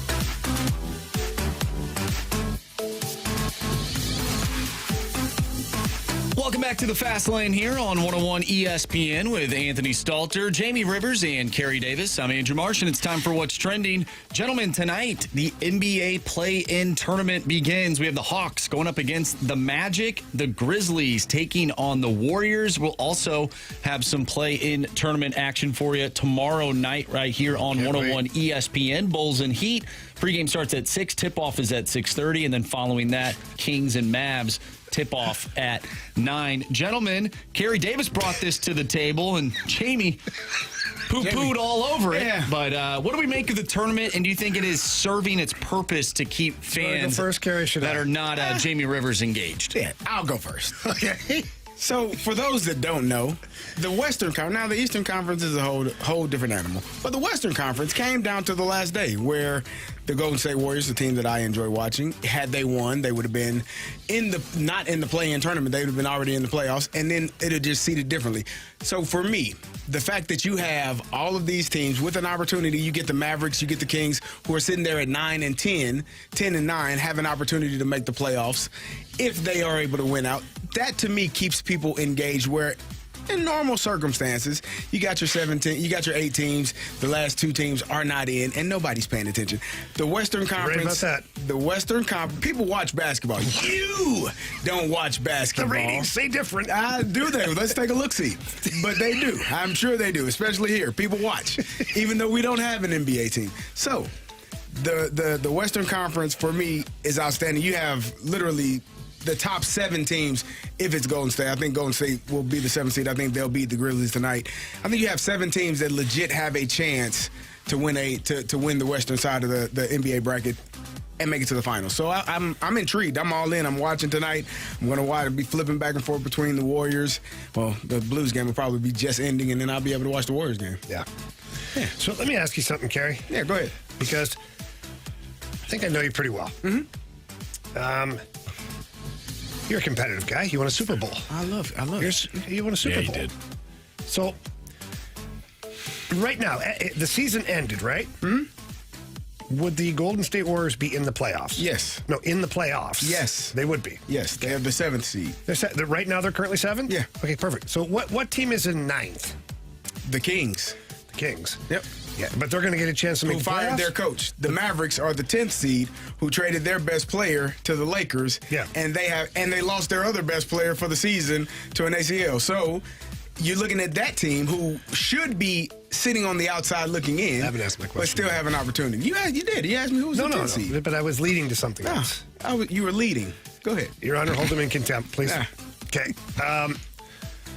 So you're a guy that you don't like participation ribbons. You want you want people to play hard to win. Mm-hmm. All that matters is winning, right? Yeah. Except for in the NBA, you can be a team that doesn't make the playoffs, yet you still get another shot at it. Mm-hmm. Here you go. You get another one. You know what, little Timmy? You did a real good job. You get another chance to make the playoffs. they get a chance. Yeah, I think just it's like we just had something in March. It's like the biggest, the most watched. Oh, the NCAA tournament. Do they have a? They don't. They would never do that. No, they do. They got to play in. Oh, do they? Yes. Yeah. Last. But once you're going on for a while if now. you lose, you don't get to play again, do you? No. Oh, in the play-in. Yeah. In the NCAA tournament. Yeah. Hey, they tweaked it. They tweaked it. Made it win a little bit better. or go home. Yeah. They made it a little bit better. I just think it's laughable. It's just my opinion, Carey. It's not a personal attack on you or your family, okay? It's just my opinion. It's an IMO from Anthony, Jamie. I'm going to finish. Let him finish. Yeah, let me finish, Anthony. For once, can I finish? I'm helping you. Finish. Thank you. It's much appreciated, quite honestly. I just think if the regular season, the goal is to be one of the top 8 teams, you have to be one of the top 8 teams. That's it. You don't get 9, 10, you get another little chance at it. No. I mean, if everything works out how it should, the top 8 teams in the West should be there.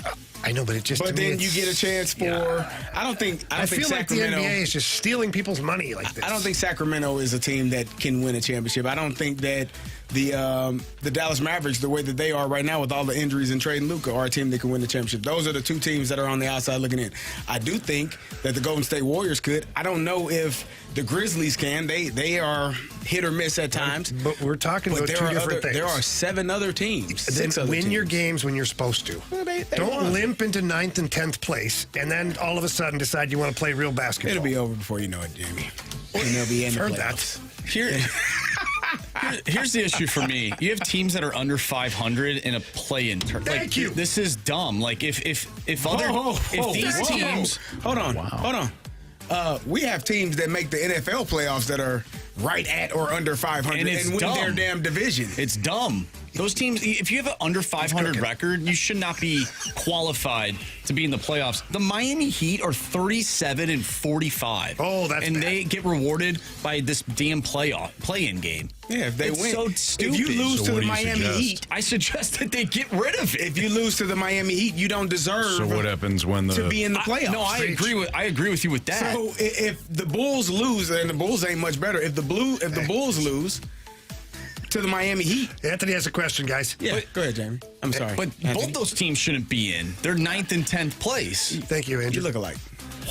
I'm sorry. Kind of. Jamie. We all look alike. But also, real quick, Anthony. But I know you have something to say. Yeah. You just said okay. If you lose to the Bulls, right? You shouldn't be in. But that's not the point. Any team, it's one game though. You played your way. If you're a top 8 seed, you played your way into a 7-game series. Yeah. That's why, there's a part of me that I think is Major League Baseball, their first wild card round, I think, is dumb. The Bulls have home court advantage in that game, but they're the 9th seed. Guys, Anthony they shouldn't be in the playoffs either. Sorry, Anthony, go ahead. Thanks, guys. What do you do with a team that in the NFL wins the division with a 500 or below record? Well, they win their division and they get a home game. So should we get rid of the divisions? I'm just asking. I would. I've said it for years. I'm fine with that. Just get rid of the divisions, go with the top 8 teams or whatever it is. But the thing I completely agree with that, but then you got whiners that are like... They're always going to whine. Yeah, rivalries. It's about rivalries. No, win games. What do we want? What it's about. Win games. I'm with you. And somebody said here, so Jamie doesn't like the wild card? That's what the play-in is. No. If you're talking about the NHL, the wild card teams are 7 and 8 in your conference. That's what it is. So there's no maybe baseball? Is that what they're talking about? I said I didn't like the baseball wild card round because it's only a 3-game series, and if you win your division and you're not one of the top 2 teams, you have to play in a 3-game series. Aren't you rewarding the top 2 teams though? You are rewarding the top 2 teams, but you're also if the Dodgers won 105 games, and the pick a National League East team. We'll say the Mets. The Mets win 103 games, and for the hell of it, the Cardinals win 100 games. They're a 100-win team, right? They got to play a 3-game series now. Should have won 3 more games, according to you. According to me or Marsh? According to him. Yeah, who? Marsh? Him. Yeah, they should have. Because you're also saying that... Whereas opposed to the former format, you're getting at least a 5-game series. Well, it used to be there wasn't even a wild card, and you could be a 100-win team and not even make the playoffs. Yeah. Which did happen. I remember those days. It was awful. Great season. Go home. Great season. Seats taken. Seats taken, exactly.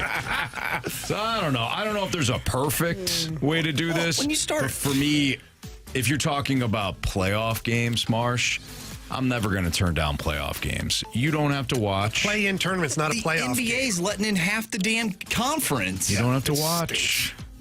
For me, like the Blues are going to be a wild card team. Hopefully. They'll be 7 or 8, which means they're a legit playoff And team. that's exciting for me. And so will... You don't have to watch, guys. well, you don't have to watch your Blues. You will because you have to work, but... Well, don't tell people not to watch the Blues. That's what I'm saying. I'm going to be watching. You and you, Marsh. I'm just disgusted with Carey's behavior. You don't appreciate it. I almost don't think this isn't a viewership thing for me. This is a product thing for the NBA. You are rewarding terrible teams. How is that healthy for a sport? How is that healthy for kids that are playing sports to say, hey, you can be the 10th best and you get in? I'll tell you how it's healthy for the sport. College is completely different, though. The Orlando Magic fans and the Atlanta Hawk fans will all be watching tonight. That's eyeballs on your product. How do you feel college is different? Sorry. When it's literally you can look at me and discuss all you want. I just vomited. Like people watch. It's fine. It's terrible. Right, and they've even changed it to where you could be the 10th seed is the team that's getting in now, like in the play-in tournament. So, well, I'm talking about you wouldn't reward an under 500 SEC team, over one of these other, mid-major schools because that's not how it works. You dig your heels in, kid. I'm happy with you right now. I'm just saying, what does this show the youth of America? Yes, that you can be average and be rewarded. And not even average, you can be below average and be rewarded. What is it telling the youth of America that if you win a bunch of games and you can't beat some play-in team like a rented mule, then you don't deserve to be there? America, you don't have to be good. You get a chance anyways. Just the problem that we're having right now. You get a chance to be taken behind the woodshed. And then when you're behind the woodshed, you're like, ribbon. I don't want to be here anymore. Here's your ribbon. We don't even grade papers anymore. You're not even American. It makes kids feel sad that they got an F. You got a frowny face. You didn't get an F. I know that is bad. When I got an F, I earned it. Yes. It's right there. You get F. You get a happy face, a medium face, or a frowny face. Oh, it's brutal. Come on. Still developing. My teacher put like a big red F. Yeah. You're right. It was always red. Right. And they wanted you to bring it home. And have it signed. Sign it. I want your parents to realize but you how dumb you are. You're condoning the frowny face right now. Yeah, you guys. Where are we? Demerits, Anthony, not 50 gold stars. You're promoting the demerits. I'm demoting I'm demoting them to the slaughterhouse. Kicking them off the island. Whatever. Get out of here. They're going to be slaughtered. Yeah. Okay. As they should be. All right. I don't know what happened. I have no idea. Jamie's keys It's good talk, though. Jamie's keys to the game tonight, and it's a big one. It's Andrew's coming out party. And Light the Lamp next on 101 ESPN.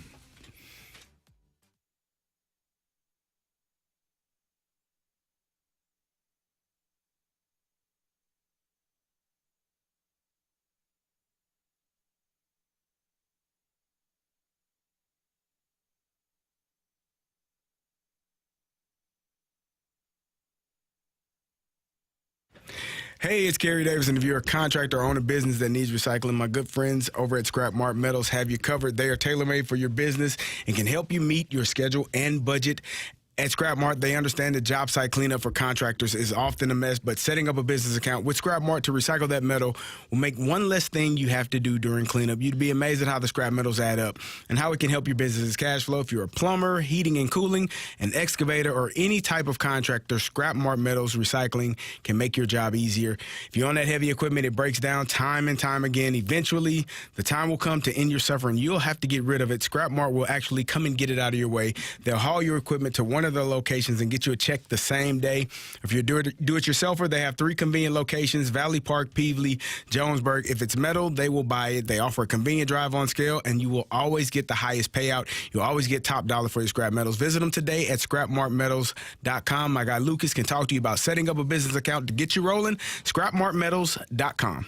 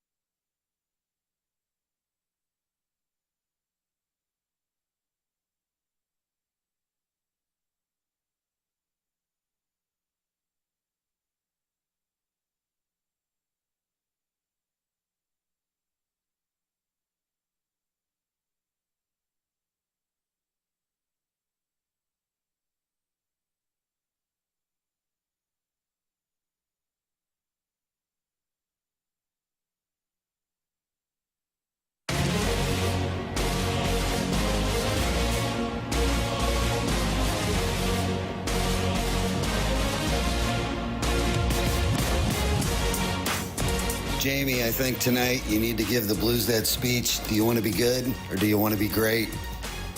In other words, we've got to win tonight. You always hate going into the playoffs backwards.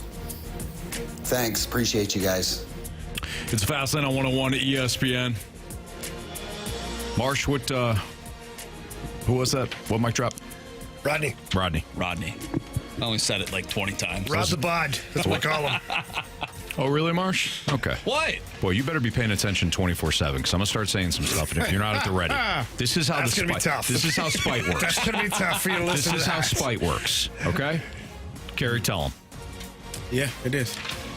It's incredible spite, Anthony. All right, so that was Rodney. Play good. You want to play great. I heard that one time. Who told you that? Who asked you that? Glenn Anderson. Oh, okay. Anyways, thank you, Rodney, for that mic drop. Perry, Bitter. Let's go. Oh, boy. All right, here's Jamie's keys to victory, including starting fast. Yeah, starting fast for sure. Establish the forecheck early. You know, this Utah team doesn't have a ton of experience on their blue line. And I think if the Blues get that forecheck going with that tight checking, aggressive style, they'll force turnovers. And when they start getting that puck turned over and get the offensive zone time, that's something they really haven't had in the last handful of games. The last 3 games in particular is extended looks in the offensive zone. The line that had the longest looks were the Foxa line in Seattle. They had the puck in the offensive zone for quite a bit of time. So you want to create that quick transition and move forward. Go north. I'm tired of this side-to-side stuff, guys. Go north. Move the puck straight up the ice. Force Utah to defend. You obviously want to play super physical tonight. You want to force yourself into the battle. You want to hit somebody so hard it causes a ruckus. You want that playoff atmosphere. You want Utah to sit there halfway through the first period and go, we're not in the playoffs. What are we doing this bleep for? Like, no. You want them to kind of tap out mentally. I think you got to play solid defensively in front of your netminder. Protect the front of the net. Jordan Binnington's going to have to be on his game. I want Binner out of his net, playing every puck that gets shot in. Nullify the forecheck from Utah. They don't have a big, huge physical team, so take away any kind of forecheck. They're going to be defending more than they want to, and that'll be good for the Blues. Stay out of the penalty box. Their power play's been rolling at a really good clip the last handful of games, but their penalty kills kind of stinks. Also, 66% in their last 5 or 6 games, I think. So get on the power play and do some damage. All right, that's Jamie's keys. And bring that bad boy home tonight. Let's go, baby. Bring out the Zamboni. We can't do that. That's trademarked. I don't think it's trademarked. But when it's our own guy, Chris Kerber, like... We can use it. No, I don't know if you can. So it's like a sign of appreciation. Yeah, don't you have to tag it then? Yeah. Remember we went through this. Well, you just said his name. You got to tag it. I said it. Sorry, he didn't. copyright Curbs. Oh, yeah. Credit to Chris Kerber. Yeah. Let's bring out the Zamboni, Credit Curbs, tonight. On 101 ESPN. So there you go. Yeah, all right. Okay, let's light that lamp. When a couple of guys can really shoot the puck. Shoot! I must confess you scored first. Well, who was the first person? Breakaway! Shoots! Score! We got hockey to learn. All right, Carey. I think you're still in the lead. He's way ahead. Does this carry over to the playoffs? Yes. I don't like that rule. This should be the last one. We'll go ahead and just root against your Blues then. No, I'm saying it's true. Wow. Carey. You get that that's for Carey, Marcy. I'm projecting. I'm projecting. That was for you. I'm mad at Marsh, and I brought it out on you, and I'm sorry for that. I feel like, Jamie's mad at Carey because he likes the NBA. Yeah. You're mad at me because... I'm not mad at Carey. There's a little bit of animosity in the room. And before you leave, I think we all need to come together. That's true. Let's all come together. We need positive energy for the Blues. It was awful. Was it as good as we did It was it? as terrible as it was with you. Want to try it again? Nah. A little bit. I know I see it in your eye. Carey, we need a Blues win tonight. Let's all... You didn't moisturize today. You just cut me open with workout. There we go, right here. A little positivity. Are we supposed to touch or just No, just wiggle. Okay. Carey. Hold on. I apologize. Thank you. That was intended for Marsh. That was harsh. And Marsh, I apologize. I was responding to something that you had given me a heads up on before, which is why I missed the Rodney thing. But should I have been also paying attention to you? Yes. And I apologize for that. Do you feel validated or like... No, I feel great. Like we all did the wiggle fingers. Yeah. Like we're good. We're going to win tonight. Damn right. We're not going to be mean to each other anymore, despite what the snake pit tries to stir up. Somebody called you a spoon earlier because you're stirring things up. Oh, I would never. Not me. Yeah, well. I would never. Carey. I think I'm going to go... I've thought long and hard about this. I know what you said about Zach Bolduc, and I believe it could happen. But I'm going with the captain, Braden Shen. Oh, I like that. Game you got to have. You don't wear the C for nothing. That's a good point. Good call. It's a Good great, point. great call. Good call. I think Jake Neighbors scores tonight. I think he actually gets the first goal and has an unbelievable celly, and then the roof will blow off. The roof. From the Enterprise Center. The roof is on fire. When Jake Neighbors gets emotional, it's pretty cool to see. Okay. Give me Jordan Kyrou hat trick tonight. Wow. So he has to score a hat trick for any of it to count for Anthony. If he scores a hat trick, no. that is worth 20. No, hell no. You know what? I'm okay with that. Thank you. You know what? As the governing body of the rules of the game. He's got the rules right there. I was thinking about this. At now any that point, we can change things. Clearly. When we're losing. All we have to do is have one supporting vote. This would be great. And it would tie this whole season into a little pretty bow, right? First game of the year against the Seattle Kraken, Jordan Kyrou doesn't get the hat trick. And who complained? Anthony Stalter. Final game of the regular season. Oh, boy. Playoffs on the line. He wants it. Yes. He gets it. It's possible, man. Anthony climbs back into the standings. I like it. It's possible, man. What are the numbers? Do we have a record of the standings? What the scores are? Oh, yeah. So Carey has 25 points. Oh, okay. I have 18. I picked up one the other night with... Oh, no, I have 19 because Pavel Buchnet... Oh, no. 18. Buch scored. Anthony, you picked up a point. Kyrou scored. And Dalibor Dvorsky did not score, so Jamie's still at 11. So, Anthony, you technically are winning. You're like one of the teams in the play-in tournament. You're not actually at the top, but you are above... Yeah, you're above Jamie. I bet you wish it was a play-in tournament now, don't you? No. I take my punishment like a man. No. That's it. I'll take Zachary Bolduc, please. Oh, that's right. Yep. I forgot about that. Take Zach Bolduc. That wasn't even that long ago. Nope. Yeah. I also want to clarify something. I'm getting asked in the snake pit on the text line about my truck being parked in the grass on the Joe Boo video. I saw that too. Yeah. So we're very blessed. We have a nice big driveway that probably could fit 10, 11 cars in there. But when the kids want to play hockey or basketball or whatever, like, you kind of move your vehicles. And I'm planning on pouring another pad of concrete over there anyway. So I parked my truck out of the way. It's not like on the grass. Trust me. It's like rock and stuff like that. It's not grass. Got it. It did look... It's so funny, though.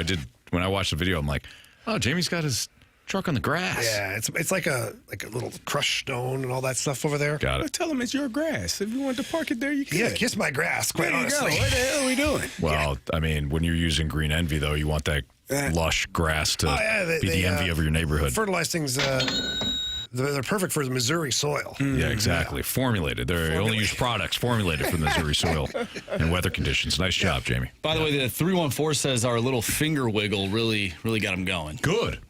You can do it, too. You can do it at home. Well, Waterboy said we're all wagging our old English D's at the radio, which is what I think the listeners are doing when we do this. Yes. Wow. It's weird. All right, Jamie. Yes. Bring us home a winner. I'll do the best I can. Don't come back. Actually, no, come back. Yeah. Definitely come back. We got the Gauntlet next. Jamie's out of here. We'll see him tomorrow. Gauntlet next on 101 ESPN.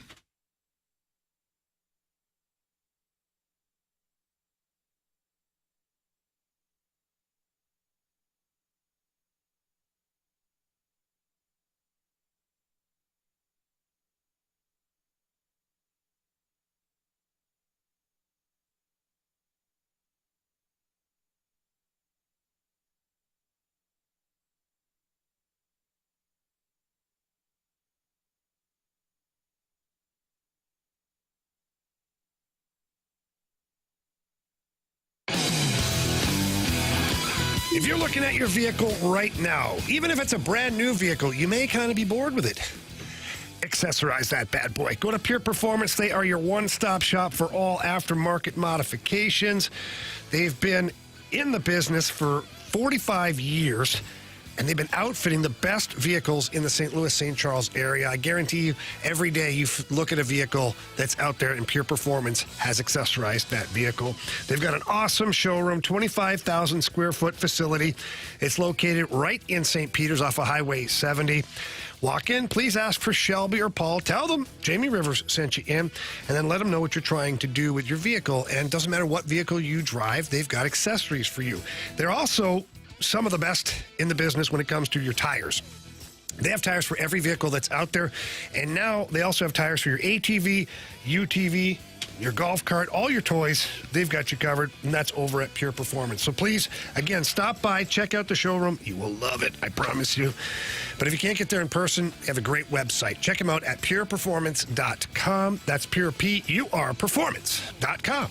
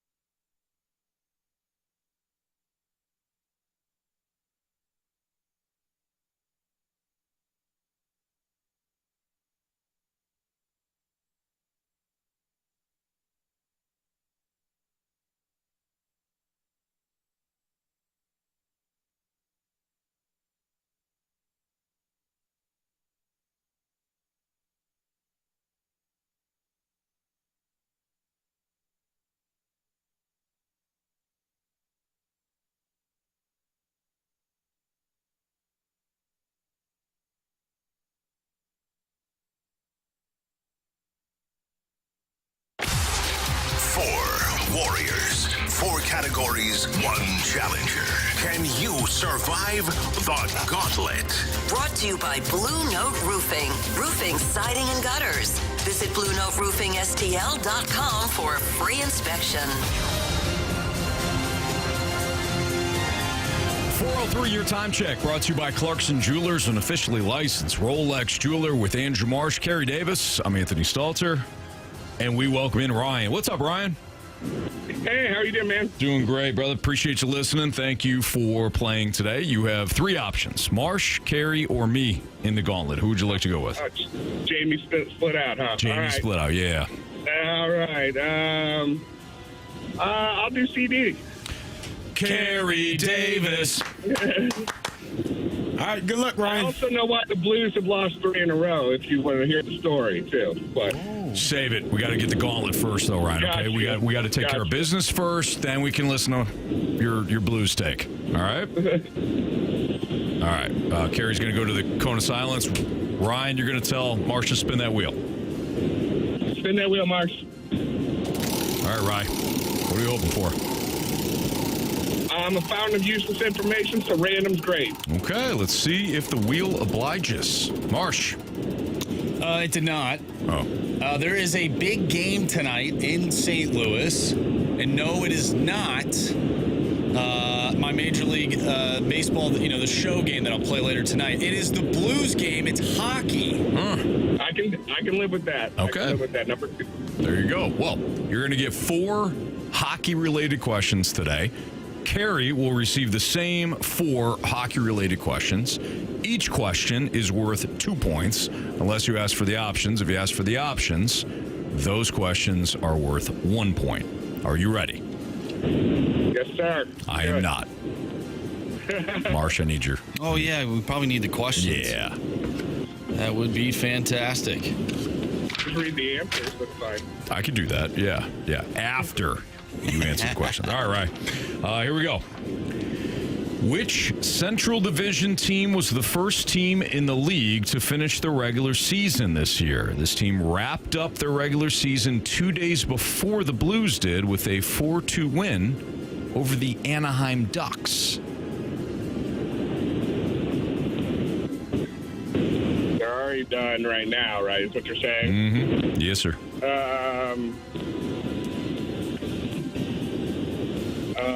Options, please. Colorado Avalanche, Chicago Blackhawks, Nashville Predators. I think Nashville just played, so we'll move them out. I think it's Colorado. I mean, it very well could be Chicago, but I'm going to say Colorado. Final answer? Yep, final. Question number 2. Name the only team in the NHL the Blues did not pick up a point against this season. They lost to this team 2 times, both in regulation.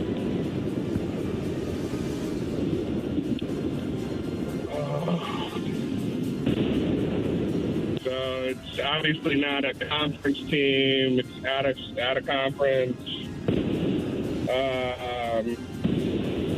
Let's say something like the Capitals, maybe, but give me the options. Options are the Philadelphia Flyers, the Buffalo Sabres, or the Columbus Blue Jackets. We got Buffalo, Columbus, and what was the other option besides Buffalo and Columbus? We had Philadelphia, Buffalo, and Columbus. You're so terrible teams. Philadelphia. Final answer? Final. Question 3, Ryan. Name the only team the Blues picked up 4 wins against this season. 4 wins. And doesn't have to be in regulation, right? Nope, just 4 wins. Overall. Yep. 4 wins. So conference. The Blackhawks. Yeah. The Blackhawks? Yeah, Blackhawks, final answer. Question number 4. Name the only team the Blues lost to 3 times in regulation this season. 3 times in regulation this season.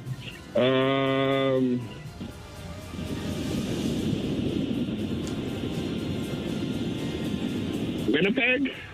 Well, give me the options. Options are the Dallas Stars, the Minnesota Wild, or the Winnipeg Jets. Winnipeg Jets, final. All right, we're going to bring in Carey Davis from the Cone of Silence. Ryan, how you feeling? I felt better. Okay. They're not easy questions, but I felt better. All right. Well, we'll see how Carey does today. Carey's back from the Cone of Silence. Carey, how you feeling? I'm good. How are you? Oh, good. Wow, there's no playful banter on that one at all. How was? I said hi. How was the Cone of Silence? It was cool. Good. Tommy in there. Mike Ryder. Just in there. I am so glad to hear. Your category. Is that my energy? Yes. I'm tired, brother. Well, come on. There's a gauntlet on the line here. All right, let's go. Here we go. All right. Category today is hockey. Pack a lunch. Oh, yeah. Question 1. Which Central Division team was the first team in the league to finish the regular season this year? This team wrapped up the regular season 2 days before the Blues did with a 4-2 win over the Anaheim Ducks.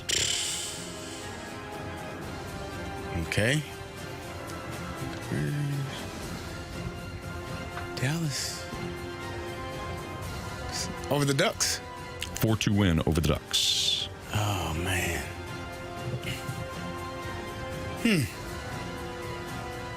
Let's go Dallas, final answer. I should the options. Question number 2. Name the only team in the NHL the Blues did not pick up a point against this season. They lost to this team 2 times, both in regulation. Okay. So would that be Western foe? Probably not. LA. Wasn't your Sharks this time, Anthony? They're not my Sharks. They are. Carey. Ooh. I feel like it's Ottawa, but all right, give me the options. Options are the Philadelphia Flyers, the Buffalo Sabres, or the Columbus Blue Jackets. No, it's not. Buffalo Sabres, Columbus Blue Jacks. Let's go Philadelphia. Final answer. Question 3. Name the only team the Blues picked up 4 wins against this season. Okay. No.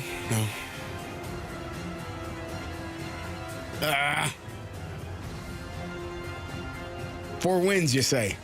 Yes, sir. Give me the I'm drawing a blank. Give me the options, please. Nashville Predators, Chicago Blackhawks, Colorado Avalanche. Blackhawks. Final answer. And question number 4. Name the only team the Blues lost to 3 times in regulation this season. Jeez Louise. Where's Jamie when you need him? 3 times in the regular season, you say? All right, options again. Options are the Dallas Stars, the the Minnesota Wild, or the Winnipeg Jets. Dallas, Winnipeg, or who was the last one? Minnesota Wild. Oh, man, I can't remember back. My brain doesn't go that far. You said 3 losses in regulation, correct? Did I hear that correctly? Yep, name the only team the Blues lost to 3 times in regulation this season. I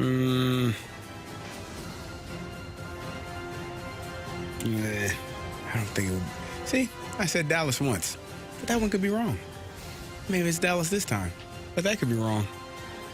What's the outlier, Anthony? Anthony Stalter. Secrets to the trade. Let's go Winnipeg Jets, final answer. Or the Milwaukee Mets, depending on who you ask. Hey. Come on, man. All right. Let's go over these. Ryan versus CD in hockey.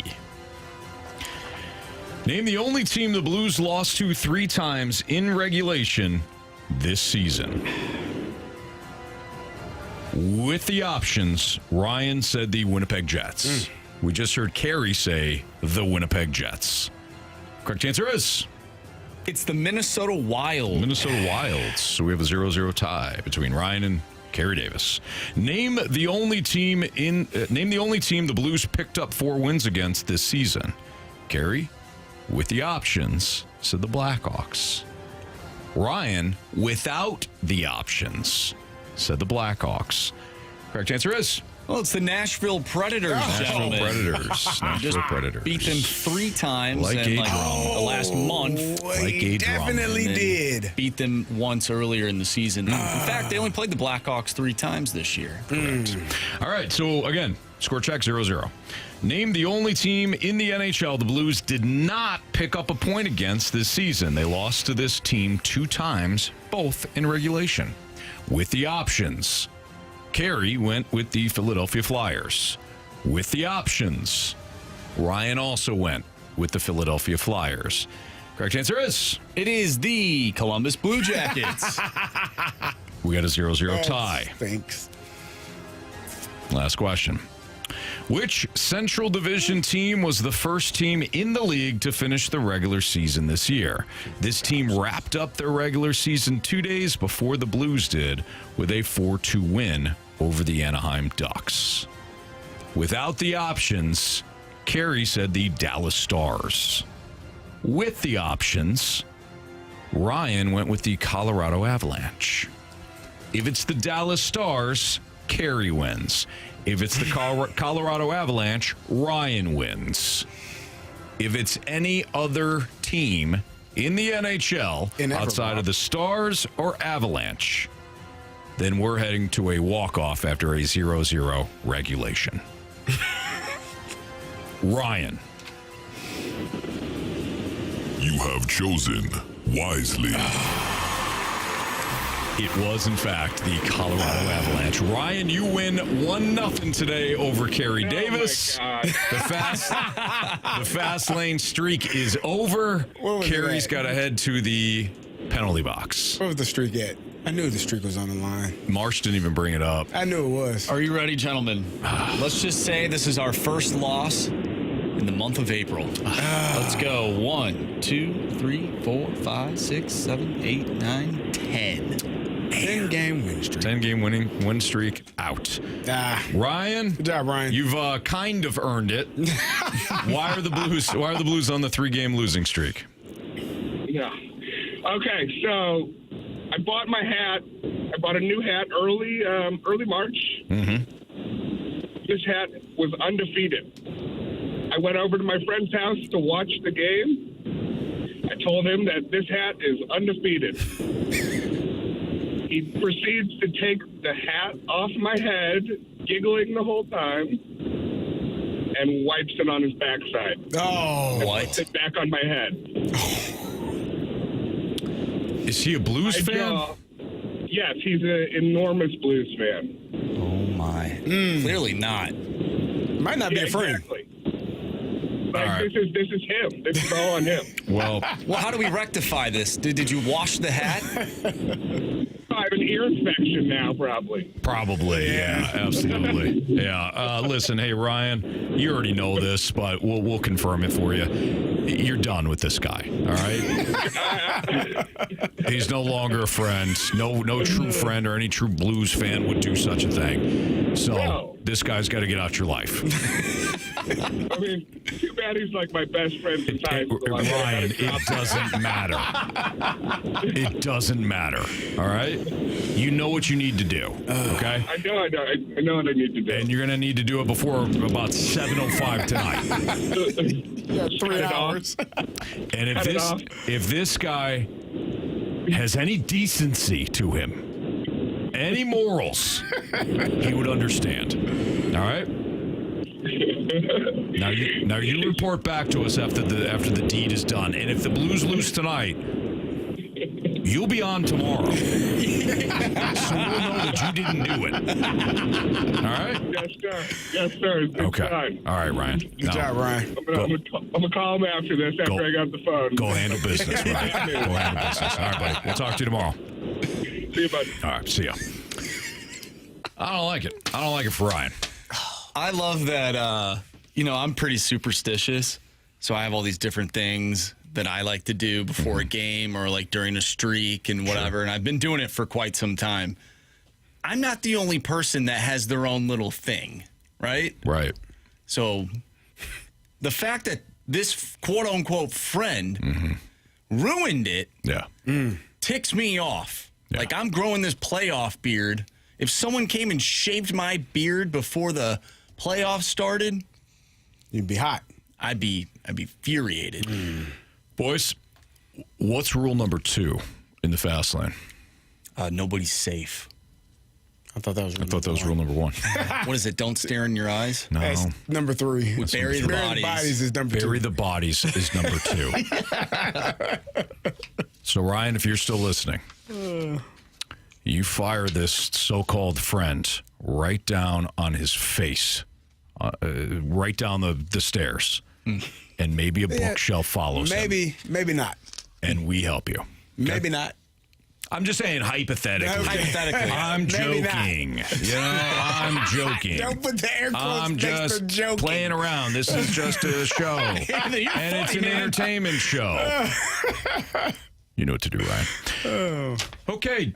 Carey's going to head to the penalty box, and we're going to discuss Ken Rosenthal's article about, which managers are on the hot seat. And you know why we're going to talk about it. That's next on 101 ESPN.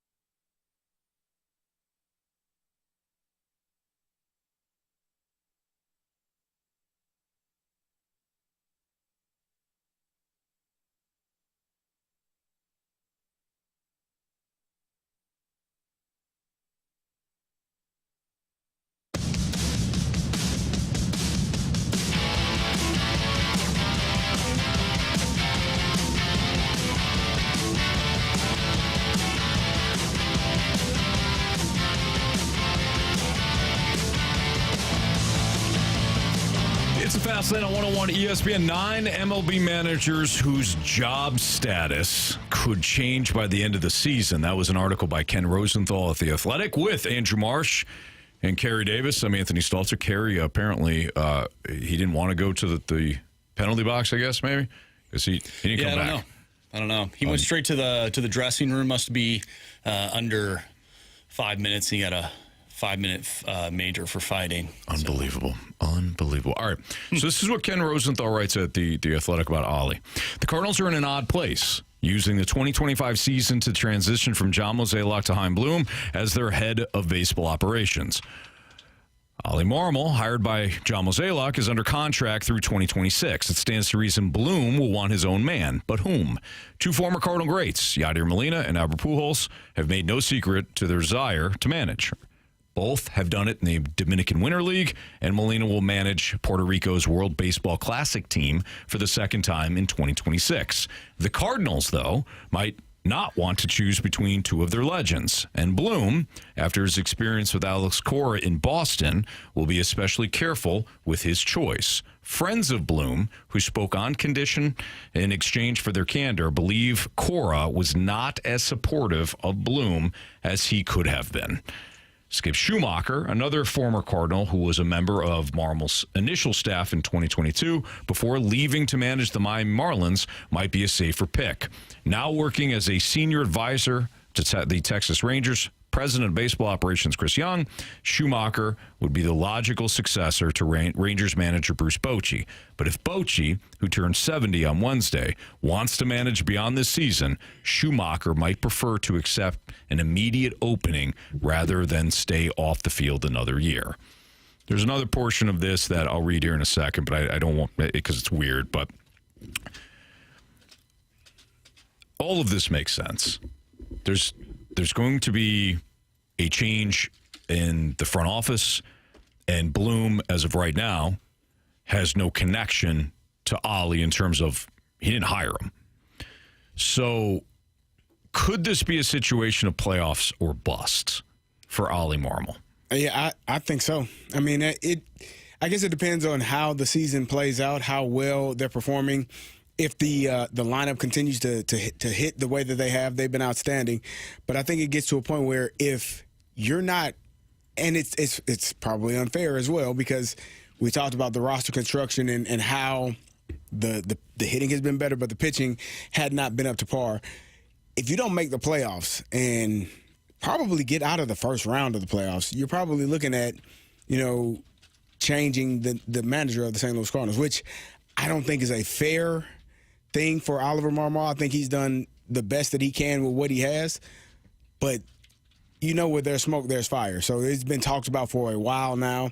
I think the 23 season kind of put a lot of eyeballs on the Cardinals in a bad way, and then it carried over a little bit in 24, and now here we are, 2 years from that, and it's there are a lot of questions about what this team and what the manager is going to be. Mm-hmm. Who the manager is going to be. I think what's more important here, CD, is not to say if you're Bloom, well, if they make the playoffs, I'll keep Oli. If they don't, then forget it, right? Or even if they advance to the next round. Let's keep in mind that if the Blues, if they didn't have an opportunity to hire Jim Montgomery, Drew Bannister's still here. Correct. Why did they go with Jim Montgomery? 1, he was available. 2, right. 2, he was better than what they had in Drew Bannister. No offense to Drew Bannister, but Jim Montgomery has been doing it. He's got a longer track record, obviously, at the NHL level. He's got more success at the NHL level. Maybe Drew Bannister at some point will too, but the bottom line is they went with the better guy. Mm-hmm. I think that's what the Cardinals should do. If Chaim Bloom feels as though that Skip Schumacher is a better manager than Oli Marmol, then that's who he should go with.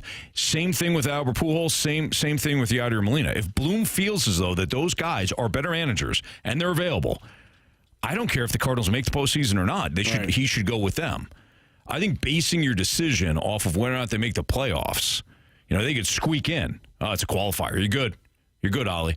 I don't think he should base his decision on that. I think it matters how it looks. I think again you've seen progression from players, and that's part of the the question that you had, are they developing? Are they able to develop guys? We talked about Jordan Walker earlier and how much better he's been performing in the outfield. I think that's directly correlated to what John Jay has been able to help him do. You're looking at the lineup. I think that's directly correlated to what Brent Brown has been able to do.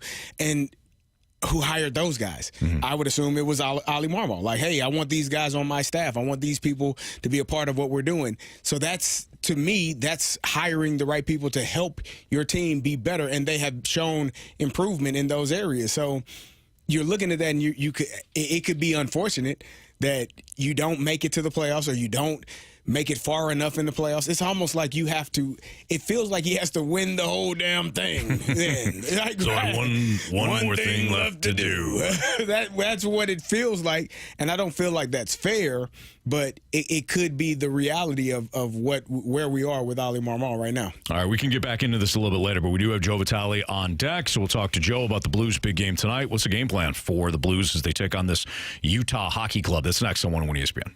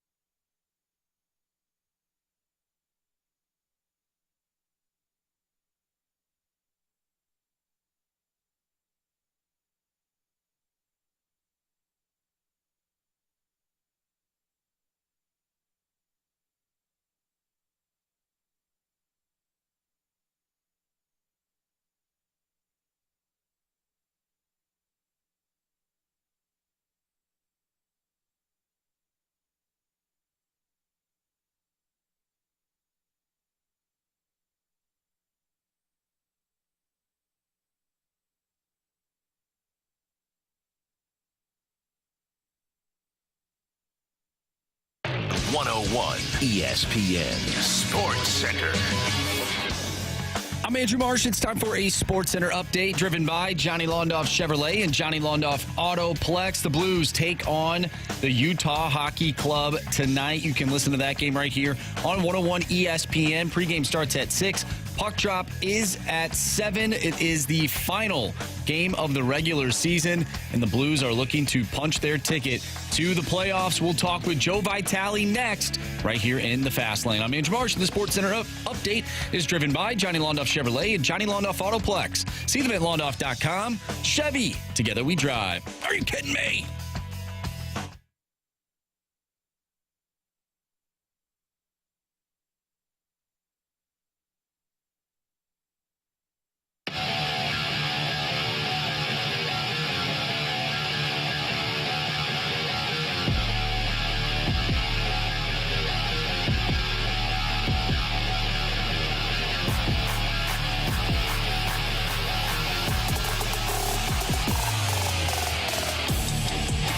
Tonight between the Blues and the Utah Hockey Club. Joining us right now via the Callier and Thompson phone line is the one and only Joe Vitale. What's up, Joe? Yo, boys, how we doing? Doing great, man. Appreciate you joining us. So I want to hit you right away. Give us your game plan tonight against this Utah Hockey Club, which has taken 2 of 3 from you, but it was earlier in the season when, before you found your game. Yeah, in game plan tonight, just win. I mean, there's really one thing to do tonight, and that's put it all out there. Jim Montgomery talked a lot about the confidence of this group and making sure the details of the game are where they need to be. The details they've gotten away from for a little bit. I think they spent that road trip being a little bit too result-based, result-driven, essentially starting the game, playing the game with the hopes of winning and, curious about winning. Where before in that 12-game run, it really had nothing to do with the results. It was just about the way they were playing the game that led to the opposition being completely lifeless. So that's the game they have to get to tonight, Stalter. And if they do, this is a game I think they'll take care of business. Joey, what do you expect the energy to be like in the building tonight, and how important is that for the Blues to get off to a good start? Yeah, well, listen, it's going to be standing room only. This is about as intense as you're going to see. I think the Vancouver Canucks game a month and a half ago or so, that was a pivotal game when the Canucks obviously were ahead of the Blues, and that was some big time hockey. I thought that was the most intense hockey they've seen all year. I think this is going to double that. I think it's going to be, if not right next to game 1 of a round 1 type of setting. Everyone in the city knows the implications of what's about to take place. They understand that a win in regulation, and you punch your ticket to the postseason. And I think that for that reason, Carey, fans are going to be on the edge of their seat. In a playoff game, every play matters. Every chip out matters. Every shot on goal is an opportunity to score. Where those little plays that kind of happen throughout the regular season where they don't bring you up to too much excitement, those are the little plays that during playoff hockey, and certainly in a game like this, they do. They bring you to the edge of their seat. So that's the energy. That's the anticipation I'm expecting. I think it's going to be extremely loud, and I know this Blues team wants to continue to give this city and this home crowd exactly what they've been given lately because it's been a fun couple months of hockey.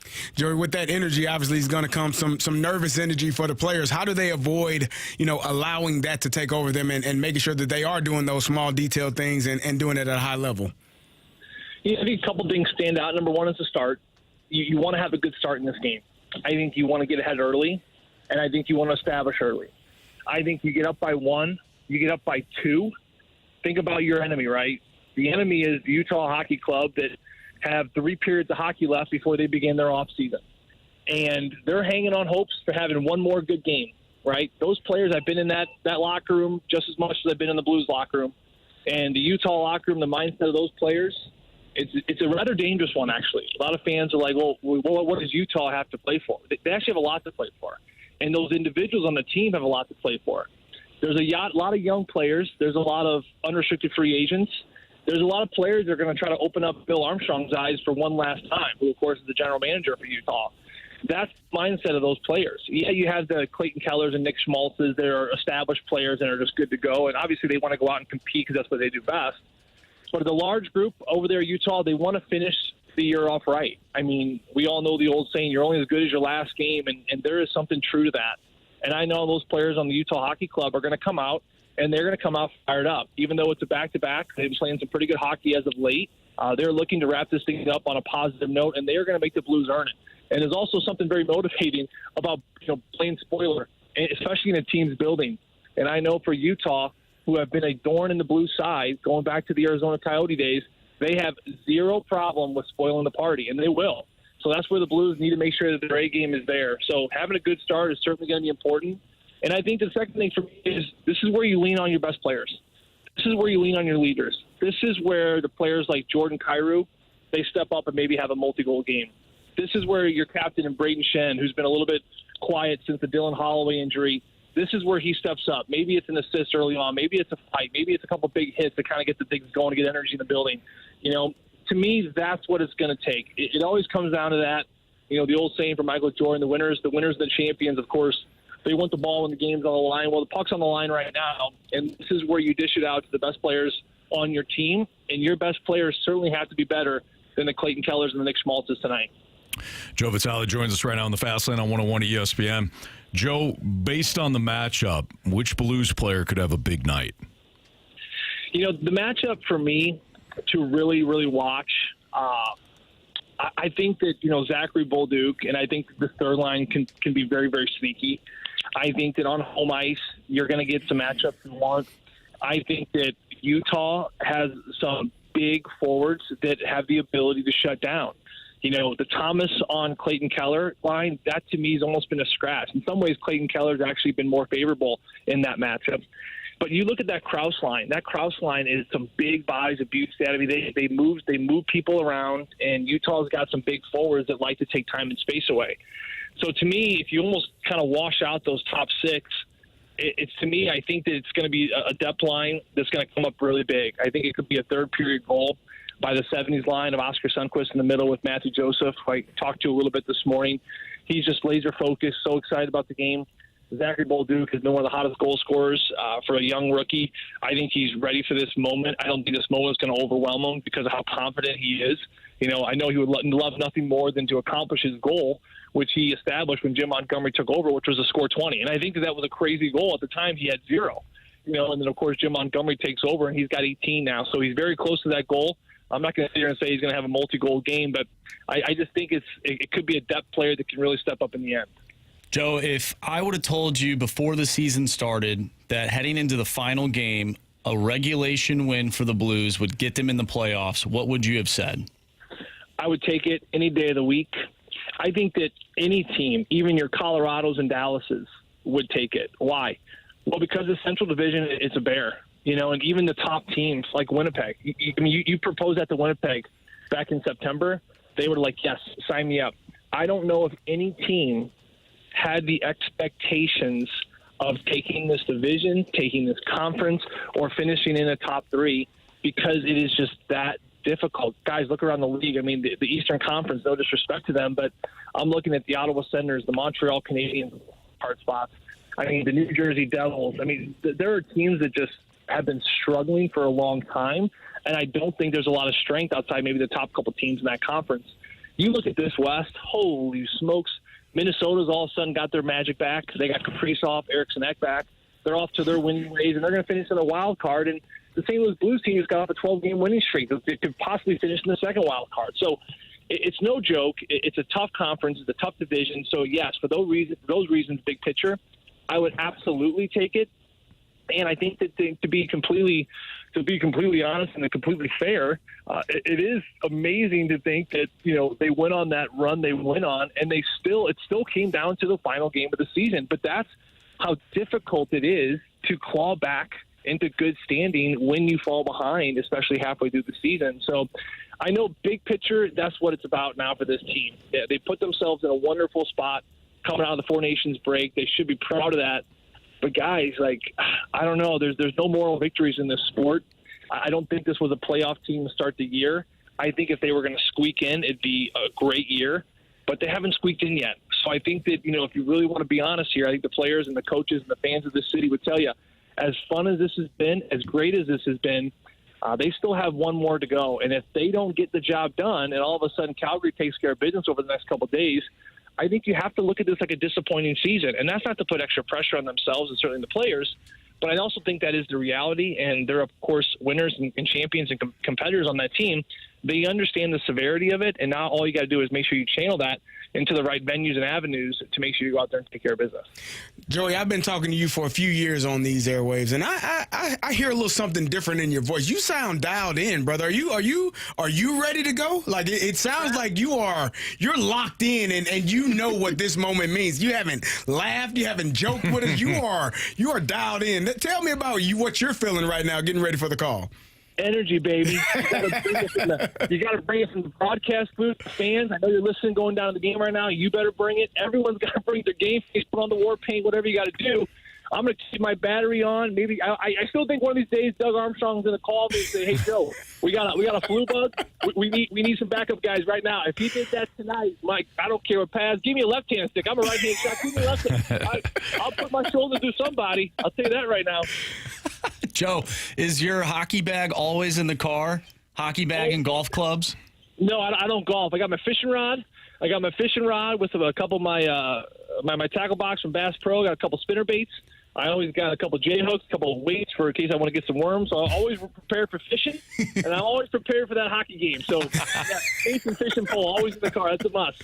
Nice. Joey, if they want me to play, they're gonna have to bring the pads. I don't carry them around with me because I might actually put them on and hit somebody. We'll put you in the goal, Carey. I think you do a good job back there. I'm waiting. I'm ready. Tonight I'd go. Not too hard. Yeah, it's incredibly hard. All right, it's Fast Lane on 101 ESPN. Joe, tell him Wash. It's incredibly hard. That's from Moneyball, Joe. I don't know if you've seen it, but sorry, it's a funny movie. I made the mistake of just assuming that you saw it. So I feel foolish, Joe. I'm so sorry. No, don't be a fool. It's probably the one Brad Pitt movie I don't think I did see, but I need to get on it because I've heard more people reference that movie in the last probably 15 years than I like to admit. So it's more of my bad. That's like quoting Forrest Gump probably, and people are like, huh? Like that's not my bad. That's your fault when I say Forrest Gump. Seats taken. Joe, have a great call tonight. We appreciate you. Bring home a winner.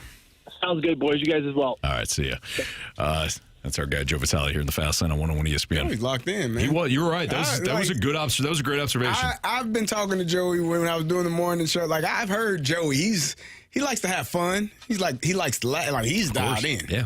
And I mean I get it. Like there are times I call the Illini games and I'm like, man, if I could put on these pads one more time, I'd run through somebody's face. Yeah. And make them feel it. Yes. Good times. Great oldies. Absolutely. Nothing better. Yeah. Yep. Do you guys think it'll be a disappointing season if they end up losing, like what Joe said? I want to respect your question. I also don't want to answer it. Wow. I know. Because and here's why. Let me give you more context. Because you hate me. Because he ain't. Because I ain't you. Yeah. No, because right now, how I feel is no. It wouldn't be a disappointing season. No, absolutely not. But if I see him lose tonight, I think I know myself enough to know I'll be pissed. And I'd probably say, this is a disappointment. Like, it's not over. I know, but you take care of your business, whatever. I think I'll be upset if they do not make the playoffs. But right now, I'm like, big picture, perspective. I can take a step back and realize how much they accomplished. But tonight they lose, and Calgary winds up getting in over the next couple of nights. No, I'm gonna be probably ticked off. I am happy though that this city gets to have this moment tonight, though, because it's been a minute since we've been able to feel this type of energy. Outside of City SC taking on Sporting KC or Kansas, as the fans like to say, in their playoff matchup, and the Battlehawks in the playoffs is a little different, right? Like. Yeah. We haven't really felt this energy, I'd say, since the Cardinals played the Phillies in the playoffs. So. Very true. Or when the Blues, ended up taking on the Colorado Avalanche in the playoffs a few years ago. Like there is a different vibe, and it feels good though.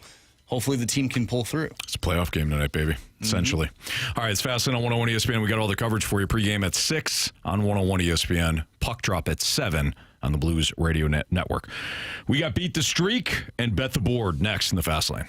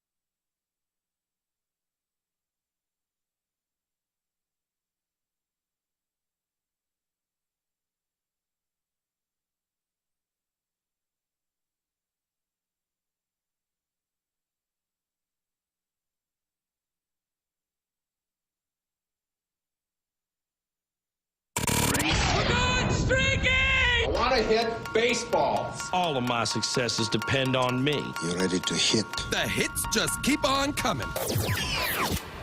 And his first big league hit is a bullet up the middle. It's Fastlane on 101 ESPN with Carey Davis and Andrew Marsh. I'm Anthony Stalter. We've got Beat the Streak and Bet the Board this segment. So, of course, we called Nick, who got collected a hit last night. What's up, Nick? How's it going, guys? Doing great, my man. Appreciate you you being back. So, Marsh, what's the latest streaks? All right, Anthony, you have a streak of 2. Nick has a streak of 1. I have a streak of 1. And Jamie and Carey are now back to 0. Carey, I'm sorry about that, pal. Yeah. I took Jose Altuve. What has he ever done? A lot? Not yesterday, Anthony. A lot, yeah. Did nothing. Went over. Marsh, I do not have it. I thought I had Yordan Alvarez. Oh, maybe that's right. I typed it in wrong. He had a missile that Contreras caught. You're right. So actually, I'm 0. You're 0. Yeah. Jamie had Contreras. Integrity. Proud of you. I play to win, Carey, but I want to earn my wins. You play fair. I play fair. Yeah. But I'm fair. Marsh, if you could you? Yeah. So now Jamie has a streak of 2. There you go. Anthony, you're at 0. I'm at 1. Nick is at 1. Okay. So it'll be Jamie, then Nick, then Marsh, then Carey, then me. All right. Did Jamie give us a pick? Yeah. He's going to go with Alec Burleson. Alec Burleson. Okay. So Burleson's off the board. Nick, who would you like? I'm going to take Nolan Arenado. Nolan Arenado. You got it. Marsh? I am going to go with Lars Nootbaar. The Newt is off the board. Carey? Give me Jose Altuve. Going back to the well on Altuve. Run it back. Can I please have Isaac Paredes? I was looking at that. Isaac Paredes, please, for me. All right, so here are the Beat the Streak players. Jamie took Alec Burleson. Nick, our listener, took Nolan Arenado. Marsh took Lars Taylor Tatsui. Nootbaar. Carey took Jose Altuve, and I just took Isaac Paredes. Nick, good luck to you, pal. Thanks, guys. See you again tomorrow. All right, sounds good. Love the confidence there. Actually, we won't play tomorrow because the Cardinals are, I think, they got like a noon game. Yeah. So, but maybe I know what he meant. I know what he meant. Friday. Yeah. You know. Right, depending on the schedule. Yeah. Okay, let's do Bet the Board. Cardinals are in New York on Thursday, so it would be Thursday. New York? Queens. Oh. So many different, boroughs. The Bronx. What would that be like here in St. Louis? Would that be like, different counties? Clayton or Brentwood or New City? Or would it be more downtown? It'd be downtown. Okay. Like New York City. Yeah, New York City is Queens, Bronx. What are the other ones? Brooklyn. Yeah. We would have, Soulard. Sure. In Richmond Heights. Yeah. Or something like that. I think our thing would be North County, South County, West County. Gotcha. I think. Yeah. I don't know. Anthony. Yeah. You're right. I am? I think. Okay. All right. What's the latest Bet the Boards? Anthony, you are in the lead still. You have 8 points. Jamie has 7. Carey and I are stuck at 6. You know our guy Swan, right? Yes. Swan's always looking out for us. He tweeted me earlier today. Oh, that's what I wanted. And I thought to myself, Marsh is going to want this. And I'm sorry, Marsh, but I am going to take it. Because this is an unbelievable trend. Swan tweeted out, the Rays haven't won on April 15th in 14 years. He tweeted at all of us for potential Bet the Board. I'm taking this. The Rays haven't won on April 15th, tax day, in 14 years. Give me the Boston Red Sox plus 115 tonight. Jackie Robinson Day. Yes, absolutely. So give me the Red Sox plus taxes, Anthony. No, yeah, Jackie. Hell with those taxes. Yeah. Yes. Mm-hmm. Jamie wanted a Robert Thomas power play point tonight. I like that. All right, so now it's Carey and or Marsh. I'll go.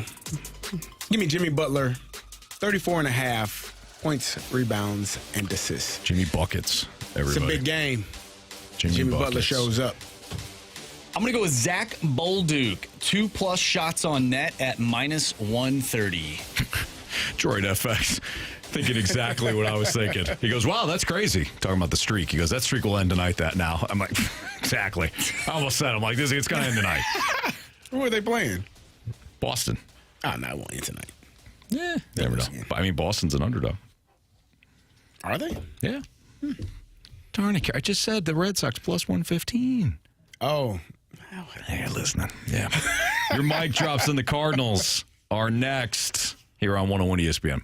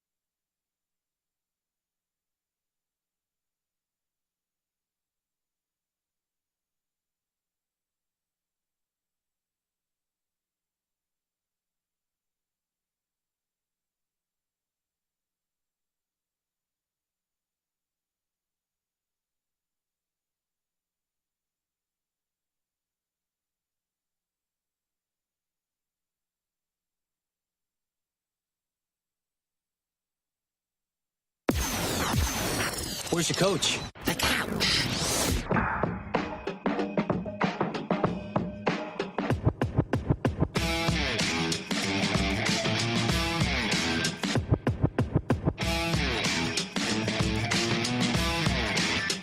We are back!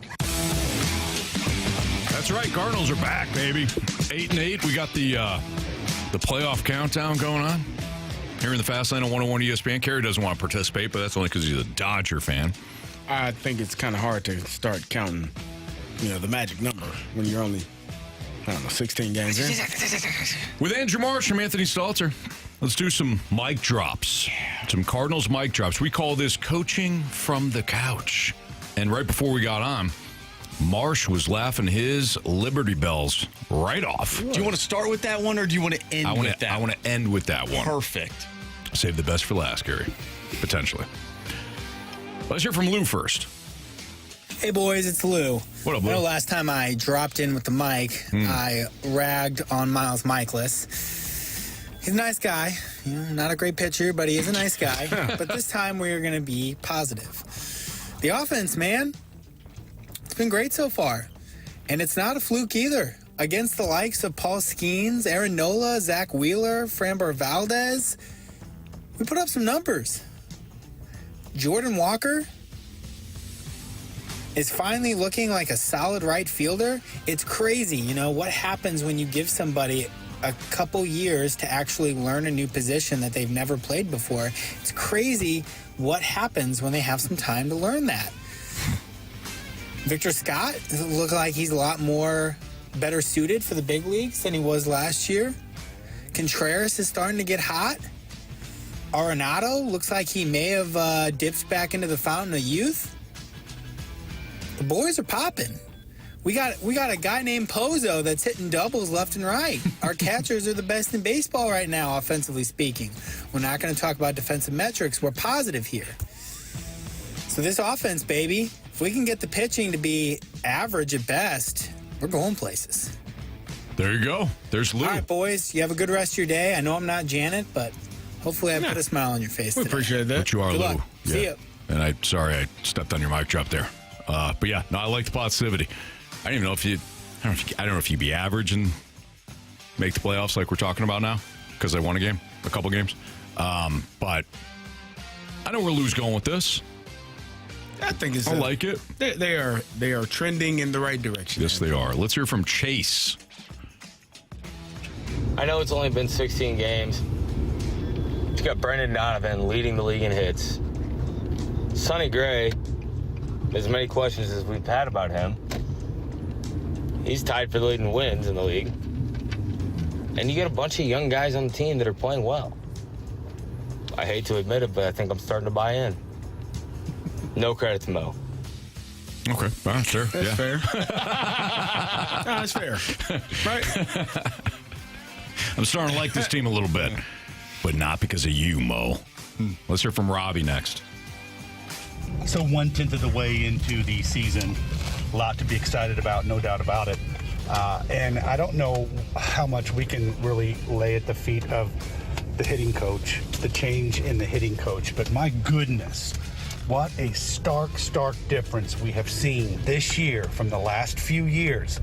Now, everybody was happy to blame Albert and whoever else was in charge when it wasn't working. Yep, very true. So do we give credit now to Brant Brown? We have to, right? I've been giving him credit pretty much all season. Yeah. But that's how, I mean, if I'm understanding the rules, if the Cardinals don't hit, it's a hitting coach's fault. But when they do hit, it seems like the players get the credit. But again, maybe I got that mixed up. I think we've heard so much about what he has implemented and that we can give him credit. Yes, and we know like what their philosophy is. Got it.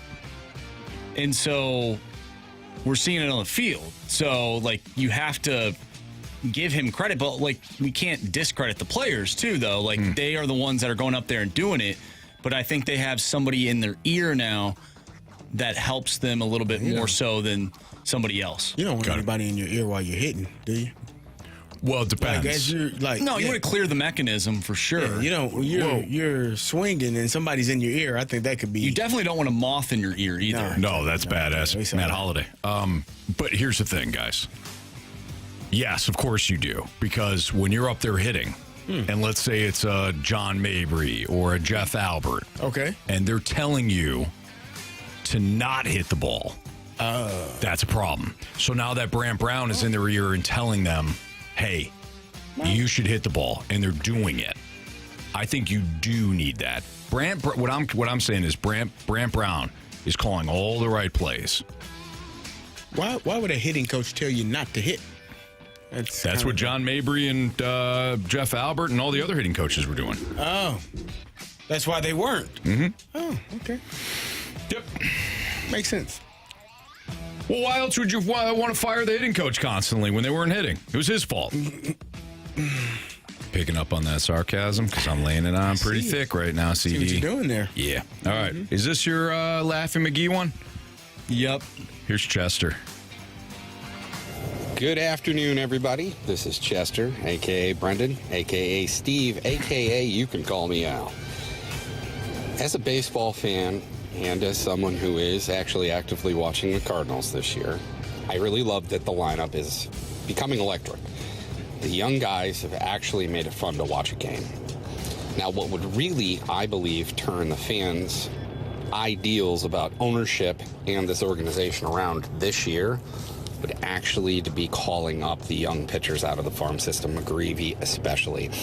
They have to be willing to show, ownership that is, that they're willing to pay off the underperforming pitchers to stay home or trade them for a half-eaten ham sandwich and pickled hog's feet. I really think that if they did that and they said we're going all in because we have an actual shot and they did it without spending extra money, I believe the fans would come back, and I believe that the temperature of the overall fan base would rise greatly. Now, this particular mic drop is being done from my chateau. And how can I afford a chateau, you ask? Well, that's easy, because I'm living here rent-free in CD's head. Wow. The long payoff. It was a long payoff when it hit. It worked. I knew it was something. I knew it was God. Actually, well done, Chester. I got a lot of respect for Chester. Nice job. Chester, of course, is he beat CD in the Gauntlet Twice. Not once, but twice. Yeah. Well done. CD was angry that first time. I was. All right. That's your Cardinals mic drops here in the Fast Lane on 101 ESPN. We got part one of our Sports Six-Pack coming up, so if you got any questions for us, send those in to the Air Comfort Service text line, 314-399-9646. Again, the Sports Six-Pack is next on 101 ESPN.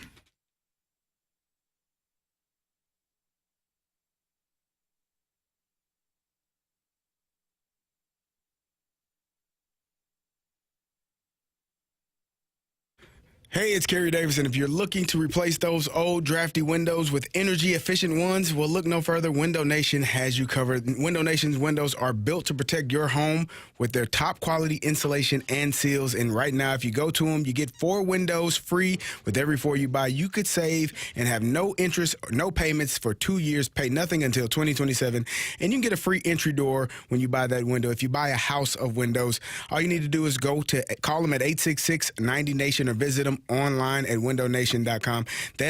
Those windows can be installed in one day, and every window from Window Nation comes with a lifetime warranty. You need to hurry because this sale will end soon. You don't want to overpay with expensive windows that may not be as good from other companies. Give Window Nation a call. They can get you together 4 windows free with every 4 you buy. 0 interest, 0 payments, and pay nothing until 2027. And get a free entry door when you buy a house full of windows. Call them now, 866-90-NATION, or visit them online at windownation.com.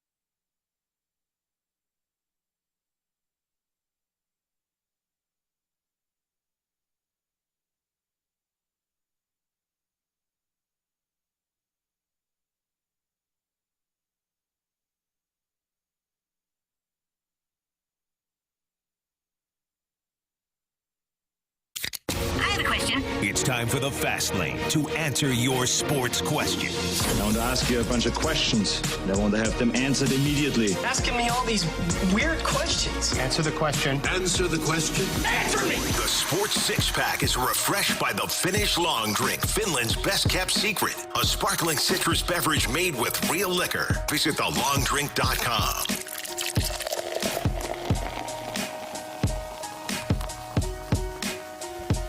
Fastlane on 101 ESPN. Jeez. Yeah, welcome back in, Carey. My bad.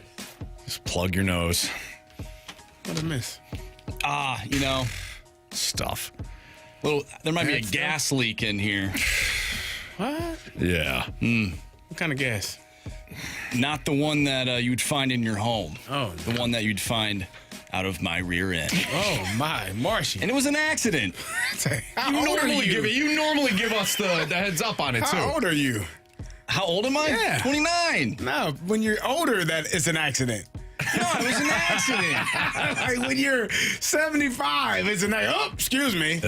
Nah, just when you're kind of 29. It's an accident. Then you don't care. Yeah. It just kind of squeaked out. When you're 29, I didn't push it out. I didn't do it on purpose. It feels like you did it on purpose. Why would I do that? Just because my eyes are watering.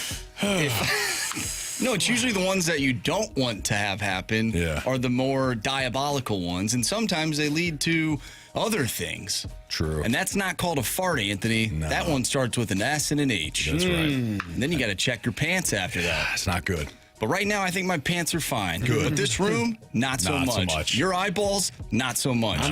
Carey's nose, not so much. I'm okay right now. Nah, Hopefully it stays that way. You must be upwind to it. I'm downwind. Carey, I can do it again No. I'll pass. Yeah. All right. Yep. Question one, please. Of course. Question number one. All right, we get a question from the 314. I'm glad this person asked this question. What happened to the weird paragraph that you guys teased about earlier in the show about Oli Marmol? Oh, yeah. That's right. I said that we could go back to this because I stopped short. All right. So this is from Ken Rosenthal's article. MLB. That was a hell of a tease, Anthony. Oh, thank you. I mean, it's 4 segments and later. They're still holding on. For it. Yeah, it's a good one. 9 MLB managers whose job status could change. Marmol, as well as Cardinals coaches Daniel Descalso and John Jay, both of whom were former teammates in St. Louis. It is not out of the question that if the Cardinals named Schumacher manager, Marmol could remain on his staff, with Descalso and Jay also staying put. Descalso and Jay were Cardinals teammates with Molina and Pujols as well. Why would Marmol stay on staff? I was going to say, I think that's completely out of the question. Weird. Why would when does that happen? Never. I mean, I won't say never, but I don't recall. Older manager, been there for a long time. Yeah. He's not managing anymore. Move up to the front office, consulting role, Brad whatever. Stevens did that in Boston. Yeah, but you don't stay on the staff. Right. You don't go from head coach. You're my bench coach to now. assistant coach, from manager to you're going to be third base coach now? Like what? No, right. And Skip was his bench coach. Yeah, before he moved on. I mean, I get it. They're all buddies, but that wouldn't make any sense. You're firing a guy only to bring him back as a bench coach? That's weird. Okay, so I'm not the only one that thought weird on that. That's weird. I don't even know why. Like Ken Rosenthal's a dude. Like you wouldn't do that. Guy. I mean, as if you are the new manager, you would, and that is your friend, you wouldn't do that to your friend. Right. Right. Because you were just in control, and now they listen to me and they don't listen to you. You wouldn't do that to your friend. I don't think. That's just dumb. Yeah. It's weird. Question number two. Speaking of Oli, from the 573, does the success that Brant Brown has had on this club so far make you second guess the impact that Oli may or may not have on the team? No. I think it shows that he does have an impact because he brought the guy in. Shows that he's capable of making correct decisions, which seems to be questioned every night around the 7th or 8th inning. Yes. I'll also add to what CD said, because I agree, CD.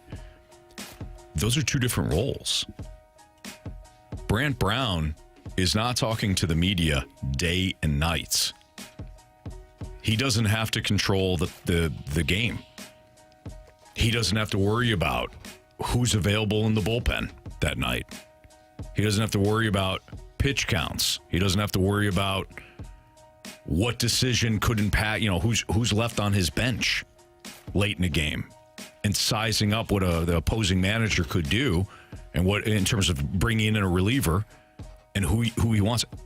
Brant Brown has done a remarkable job, but they're two different positions.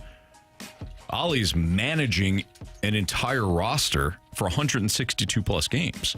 So I don't think that what Brant Brown is doing is somehow taking away from what Oli's doing. I think those two things are separate. Question 3, please.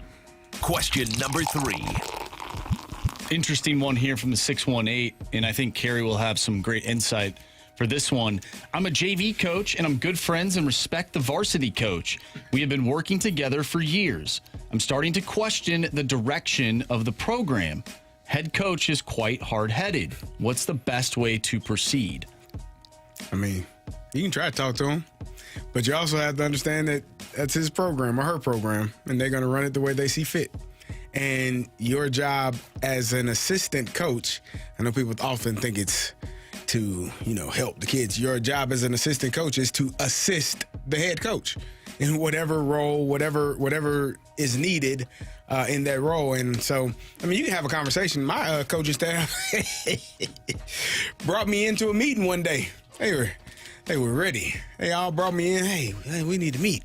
Okay. They were sitting around the table, and they just started attacking me. You don't do this, and you don't do this. I'm like, okay, all right.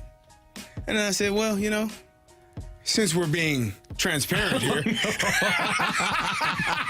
Since we're all helping each other out. Since we're being transparent, let me give you a few things that have been on my list that I've been dealing with for the last couple months. I just went down the line. Here's what you could be doing better, and I will take into consideration what you said. Thank you. Mm-hmm. But since we're being open and honest, there's some things I let slide on your side. Yeah. So here. But I think your job is to assist the head coach. And so whatever direction they see fit, you might not agree with everything, but I would tell my head coach, I would tell my coaches when I was the head coach, I would say, I'm going to listen to every single, comment, complaint, whatever suggestion you have. But at the end of the day, I got to make the decision. Yeah. And so you're going to have to accept whatever decision that I make. And I'm not going to agree with everything you say. Mm-hmm. Like, I have my own brain. I formulate my own opinions, and I don't always agree with whatever the consensus is. That I may not feel that. Mm-hmm. And so, but my name is the one that says, wins or losses. So we're going to do what I feel is best. But I do want to gather as much information as possible and make the correct decision. But it might not always be the decision that you want me to make. And you're going to have to accept that or don't. It's free world. So Mike Holmgren was on Bill Walsh's staff in San Francisco. And he admitted in, I think it was the Bill Walsh 20 for 20 or one of those series for ESPN. Mm-hmm. And they talked about how Bill Walsh never used to yell at the players. He would yell at the assistant coach. Oh, yeah. And it was strategic. So if he yelled at the quarterback coach, Joe Montana may feel, or Steve Young may feel like, I just got my position coach yelled at. I want to make sure that I do a good job. And then him and I could both stick it up Bill Walsh's, you know what. And Walsh was strategic about it. And Mike Holmgren said, I think it was a coach's life, said in the coach's life, he goes, I vowed that if I ever got a head coaching job, I would never do that. I would never do that to my assistant coach. And then he got into Green Bay, and he goes, I did exactly that. So sometimes you don't know why a head coach is doing it a certain way, or you may know what he's doing, but you just disagree with it. Yeah. Now, and you have a different philosophy, and then you get in that spot and you go, oh, I see exactly why he's doing it this way. Were the assistant coaches in on it though? Did they know that this was a thing so they could I can probably not. Yeah, probably because not. Sometimes Those head coaches are ruthless. Because then the assistant will get on the player because they probably have, because it's like a thing that assistants, they work with especially in football, position groups probably have a little bit tighter of a connection. Sure. Yeah. If you ever saw the Brett Favre was talking to Andy Reid, who was on that Holmgren staff in Green Bay, and Favre screwed up a play. And Favre looked at Andy Reid, and he's like, I love you, man. And Andy goes, you're going to really love me after I take the heat for it. And this is all caught on the sidelines, right? And Holmgren comes over. He's like, what happened on, that play? And Andy Reid goes, that was my fault, coach. That was my fault. I set the wrong play in. You set the wrong play in? I set the wrong play in, wrong formation. He goes, come on, that's in the first 15, which is the first scripted 15. We got to get that right. So Andy Reid completely took the heat for Favre. So, you're right. They've got a better, they've got a tighter, Carey, hell, you can answer this better than I could. You're tight with your running backs, no coach. question. Yeah, much closer than you are with your OC or your head coach because you're with that person every single day in the meeting room. You're talking to them. You're around them, the conversations. And I think the good coaches do stand up for you. They take up for you. I remember my running back coach, Gene Huey, in Indianapolis. They threw me in the third preseason game, which is normally for the starters. They threw me in with the starters. And the O-line coach was cussing him out, and the OC, what are you doing? He's a rookie. And he was like, leave me alone. He's fine. You don't worry about my room. Don't worry about my position group. I'm sending him in because I know he knows what he's doing. So, those are the people that are closest to you that know what you're capable of doing, what you're not, and those are the ones that are going to stand up for you when the time comes. That's awesome. All right, let's continue with the Sports Six-Pack Part 2. So keep those questions coming into the Air Comfort Service text line, which is 314-399-9646. Part 2, Sports Six-Pack, next in the Fast Lane.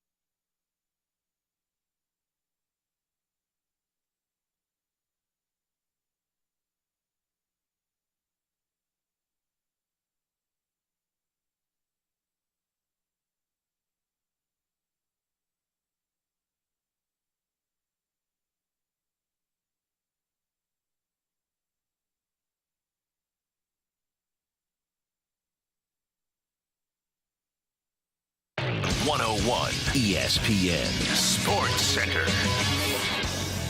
I'm Andrew Marsh. It's time for a Sports Center update brought to you by Saliga Heating and Cooling. It's the final regular season game for the Blues. They take on the Utah Hockey Club tonight. A chance to punch their ticket to the playoffs. You can listen to that game right here on 101 ESPN. Pregame will start here shortly in less than 30 minutes. It starts at 6 and puck drop will be at 7. If you missed anything from today's show, including our interview with Joe Vitale, make sure you go to 101ESPN.com or check out the free Dobbs Tire and Auto Center's 101 ESPN mobile app. Just head to the podcast page and you'll find all of our interviews and full shows there. And it's all brought to you by the Schaefer Door Company. Also tonight, the Cardinals take on the Houston Astros. First pitch will be at 6:45. Eric Fetty going up against Hunter Brown. We're going to continue our Sports Six-Pack, so if you have a question you want to send our way, do so using the Air Comfort Service text line, 314-399-9646. Sports Six-Pack Part 2 coming up next. I'm Andrew Marsh, and this Sports Center update is brought to you by Saliga Heating and Cooling, an independent American Standard heating and air conditioning dealer.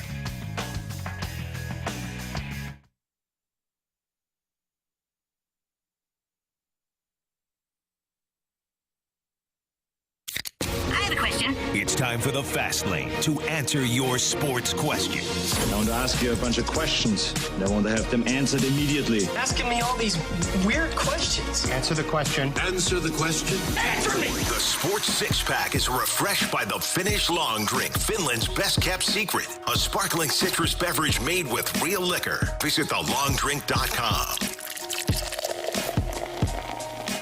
Part 2 of our Sports Six-Pack is right now. If you have a question for us, 314-399-9646 is the Air Comfort Service text line with Andrew Marsh and Carey Davis. I'm Anthony Stalter. Thank you to that last text. I always think it's neat to kind of get the listeners telling us, different things that they face, whether it's coaching or playing or whatever. I think that's neat. All right, Marsh, question 4, please. Question number 4.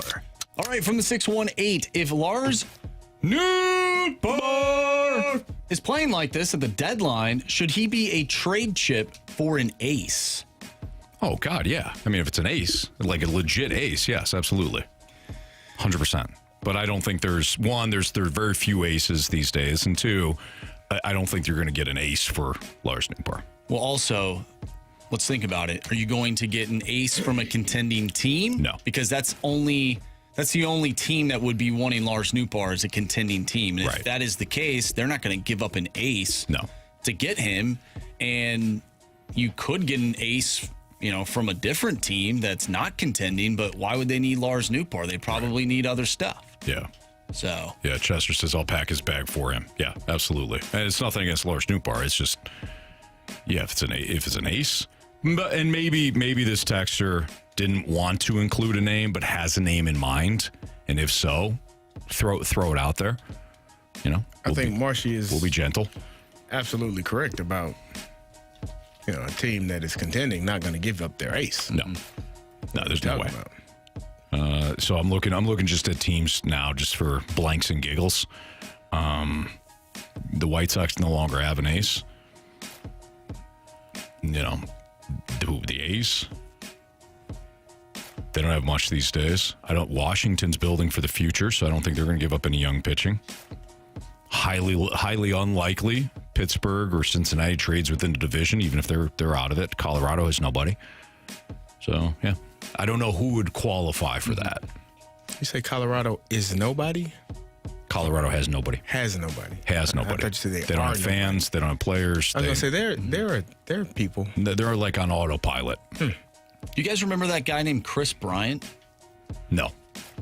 He used to Why would you go there? What? Not you, but him. Why would you go to Colorado? Not you, Marsh. No. Why would you go? Didn't they pay him a lot? Yes, but you would have got paid. You would have got a bag. He's going there because you're going to be able to hit a lot of home runs. You got one ring. You good, Bryant? You satisfied with that? Clearly. I forgot he was in the league. Holy smokes. Is he even playing or is he hurt? Doesn't matter. He plays for Colorado. I think he's hurt. He just got hurt. He just got hurt again? Yeah. That's tough. Dude. Way to go. That's rough. He said, I got one ring, and I'm good with it. Well, he saw that everybody, it seeed like, everybody else wanted was leaving. They wanted to live. The people, there's like a huge wave of people that wanted to live in Colorado. Well, now you can get a slice of Colorado anywhere. Yeah. Well, not anywhere, but like most places. Yeah, you can get that slice for sure. Mm-hmm. Yeah. Question number 5. All right, this one comes from, I believe this is Chester, Marsh's college program. What's a better story, destroying all of your opponents through the regular season and winning a championship easy, or sneaking in a la playing game and going on a run to a title? Better story. Better story. I think start to finish is a good story. It's better than people will give it credit for. No, I got to go the other way on that. Oh, why? Because the Blues did it? Yes. Okay. That story's way Cardinals did better. it? Cardinals did it. You don't think... Hold on. Miami. You don't think that that's a good story? How they ran through college football and how they had like 50 first-round draft picks on that team. Like, they are one of the best, arguably one of the best teams in ever, Bob, in college football. That story's great. That's a great story. That's not better than the 2019 Blues. Nah, come on. Last first. Pretty good. Last to Stanley Cup. Now, if you're a player, I'm sure you would go the opposite direction. Oh, yeah. I know Carey would. Yeah, just pistol whip everybody, yeah. Every game. I remember asking Carey about the Super Bowl, and would he rather relive his Super Bowl or win in the fashion that the Eagles did this season, and he went with the Eagles? Why the hell not? You know how much stress it is going down to the last play? No. Play loose in the fourth quarter? Absolutely. Not play in the fourth quarter. I'm taking tape off. Sure. I'm done. Yeah. Like a preseason game. Right. Third quarter, you start on. Once you unhook the pads, Anthony, it's a wrap. You done putting those back on? Yeah. No. I'm with you on that, Carey. Question number 6. All right, Carey is going to love this question. This one comes from Jackson's Uncle Doug. Oklahoma City or Golden State come out of the West, or some other team? Where are you putting your hard-earned money? Who are you putting your hard money? Well, I'm going to go with hard-earned money on. Okay. I'm going hard-earned money on. Make sure I don't. You don't want to mix up any more of those words. I feel like there's a problem here in the studio. Go ahead, Carey. I do like what Golden State has done. I know that they were unable to make the playoffs, and they're in the play-in. But adding Jimmy Butler was definitely a move that I think sent shockwaves through the Western Conference. I wouldn't sleep on the Nuggets. I wouldn't sleep on the Clippers. I wouldn't sleep on the Lakers. Like, there are a lot of teams that I think, and obviously OKC has been the number one team all year long. They're like 15, 16 games in front of the rest of the West. They've been outstanding. Probably SGA is going to win the MVP if they don't give it to Jokic again. But I got to go Warriors because I just think that they have more depth. They got bigger. They got Quentin Post, who's a big, something they just have not had. He's able to defend in the interior and hit shots on the outside. What is the best NBA Finals matchup in your eyes for the NBA? Warriors Celtics. Warriors Celtics. Because they had that matchup a couple of years ago, and the Warriors won. I have one that. What do you got? Might make you feel a little certain way. Might make you watch the NBA Finals. Not that you won it before, Anthony. But I'm a storyline guy. What about a Los Angeles Lakers, Cleveland Cavaliers NBA Finals with Cleveland defeating LeBron James, and they didn't need him to do it? I like it. Marsh. You like that? Marsh can write some stories. I don't like what you just said there. Do it again. Say it the right way. It don't make me feel good. You like that? There you go. That was perfect. I like that storyline, though. Yeah, give me that. I'll sign up for that. What about you, Carey? I do like that. Don't love it. I don't love it because I just told you what I like. Yeah. Okay. You wouldn't want to be mad with it. I wouldn't be mad. It would be intriguing. I don't know how. Boston is. I know Cleveland is the number 1 seed, but Boston is the team to beat, in my opinion. What about a Cleveland, Oklahoma City Thunder nobody NBA wants to watch that. Sorry. The 2 number 1 teams. Okay. SGA, I would listen. SGA is amazing, man. If you ain't seen him play, if you have not watched this young man play, he does everything the right way. But I think for TV ratings, Cleveland? No. Oklahoma City? Nah, I don't think so. All right. I like it. Nice job, guys. It's Fastlane on 101 ESPN. What we learned. Criticisms and compliments. 3 stars of the day next.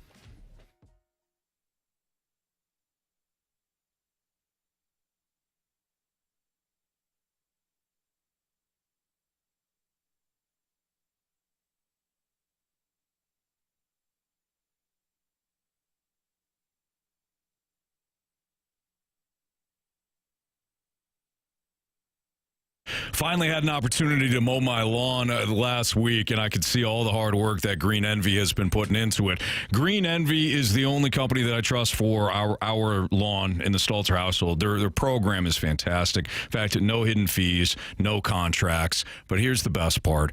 They will make your lawn the envy of the neighborhood.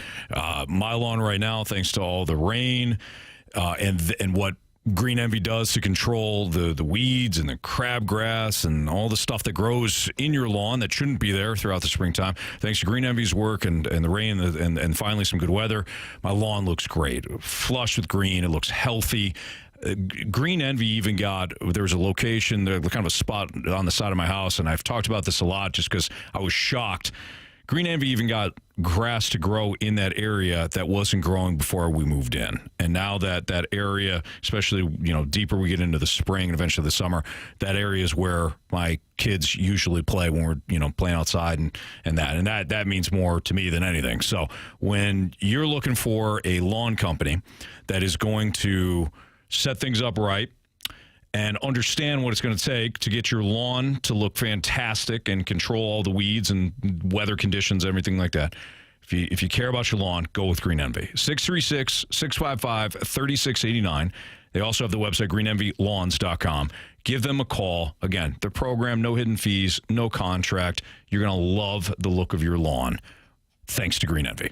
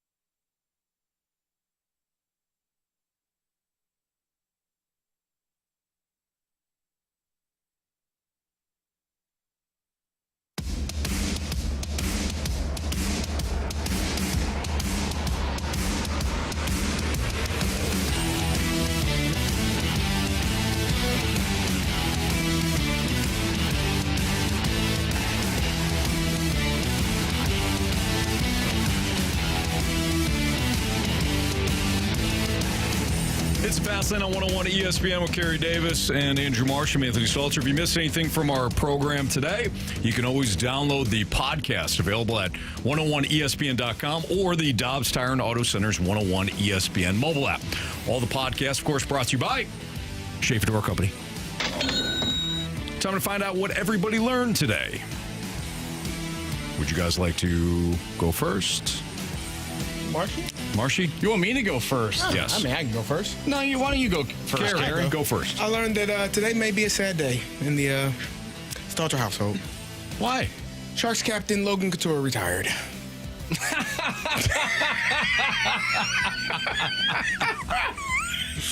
Oh, jeez. Sorry, Anthony. Yeah. Yeah, what I learned is this might be a sad day in the Davis household. Why, Anthony? More allegations for Justin Tucker, probably. Actually not. I said probably. Allegedly. I'm not a Ravens fan. Not really. Anthony? Yes, you are. If I'm a Sharks fan, you're a Ravens fan.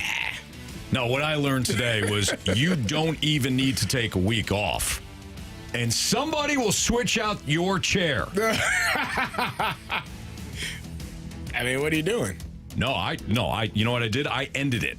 I ended this. You're done? I went across the hall. Oh, did you? And I took the chair that was in one of the production rooms and brought it over here. Yes. When did you do that?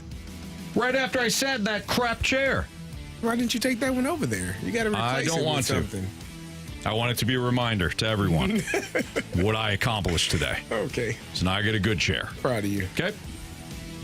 And that production room now is down a chair. But I needed to do it. I needed to stop the madness because none of you would. You just keep moving that crap chair around. So that's what I learned today. Marsh? I learned that even if an accident, never allow your farts to enter this room. Yes. Otherwise, you could kill your coworker. Yeah. It's a soundproof room. Which means but not a smell-proof. No. I will say, though, that did smell a little stinky. But I don't think it was up there with some of the food that Carey brings into this room. No, I'll give you that. I said some, Carey. Big fan of the Brussels sprouts, aren't you? There you go. When you eat healthy, it's not always going to smell great. No. Yeah, exactly. What he said. When you also eat like crap, it's not going to smell great either. There you go. Yeah. What? All right. Marsh, what do you got for criticisms and compliments? I just got a text. Just got a text from my buddy. It says, that's right. Stalter better talk good about Green Envy. He's on my route. Oh, nice. Oh, I love Green Envy. Yeah. What's your buddy's name? Todd. Shout out to Todd. Todd the Bod, we call him. Nice. Todd's fantastic. If Todd works on my lawn, Todd's doing an incredible job. Love Green Envy. Yes. Thanks, Todd. All right. Lisa says, have a great night, guys. Thank you, Lisa. You too, by the way. The 636 says, Anthony, I need you to put the arch in your grass. Can you do that? Still talking about Green Envy. Oh, I might. Do you ever do that? You ever cut your grass like it's a baseball field? I try to, but Yeah. I think you have to like. You got to do it twice. Yeah, you got to change. Well, or change the setting. Yeah, right. A little high. Yeah. Right. I've never done it, but I've always thought about it. But the arch, I haven't. When I used to cut grass, I tried my mom, making the, this is too much. Let me You go, but then when you come back, you have to adjust it. Who wants to do that? Not long. Maybe And I'll try. I got bad allergies. I stopped cutting grass. Yeah, it gets, in the springtime, it's a little rough. I never had allergies until I moved here. Hand to It's God. really bad. Well, I had it. It was worse when I lived in Atlanta. Really? Like, you could see the pollen on the cars. Like, I walked outside. Same here. Well, no. It's way worse. Really? I walked outside. I said, what is that? What's this yellow stuff?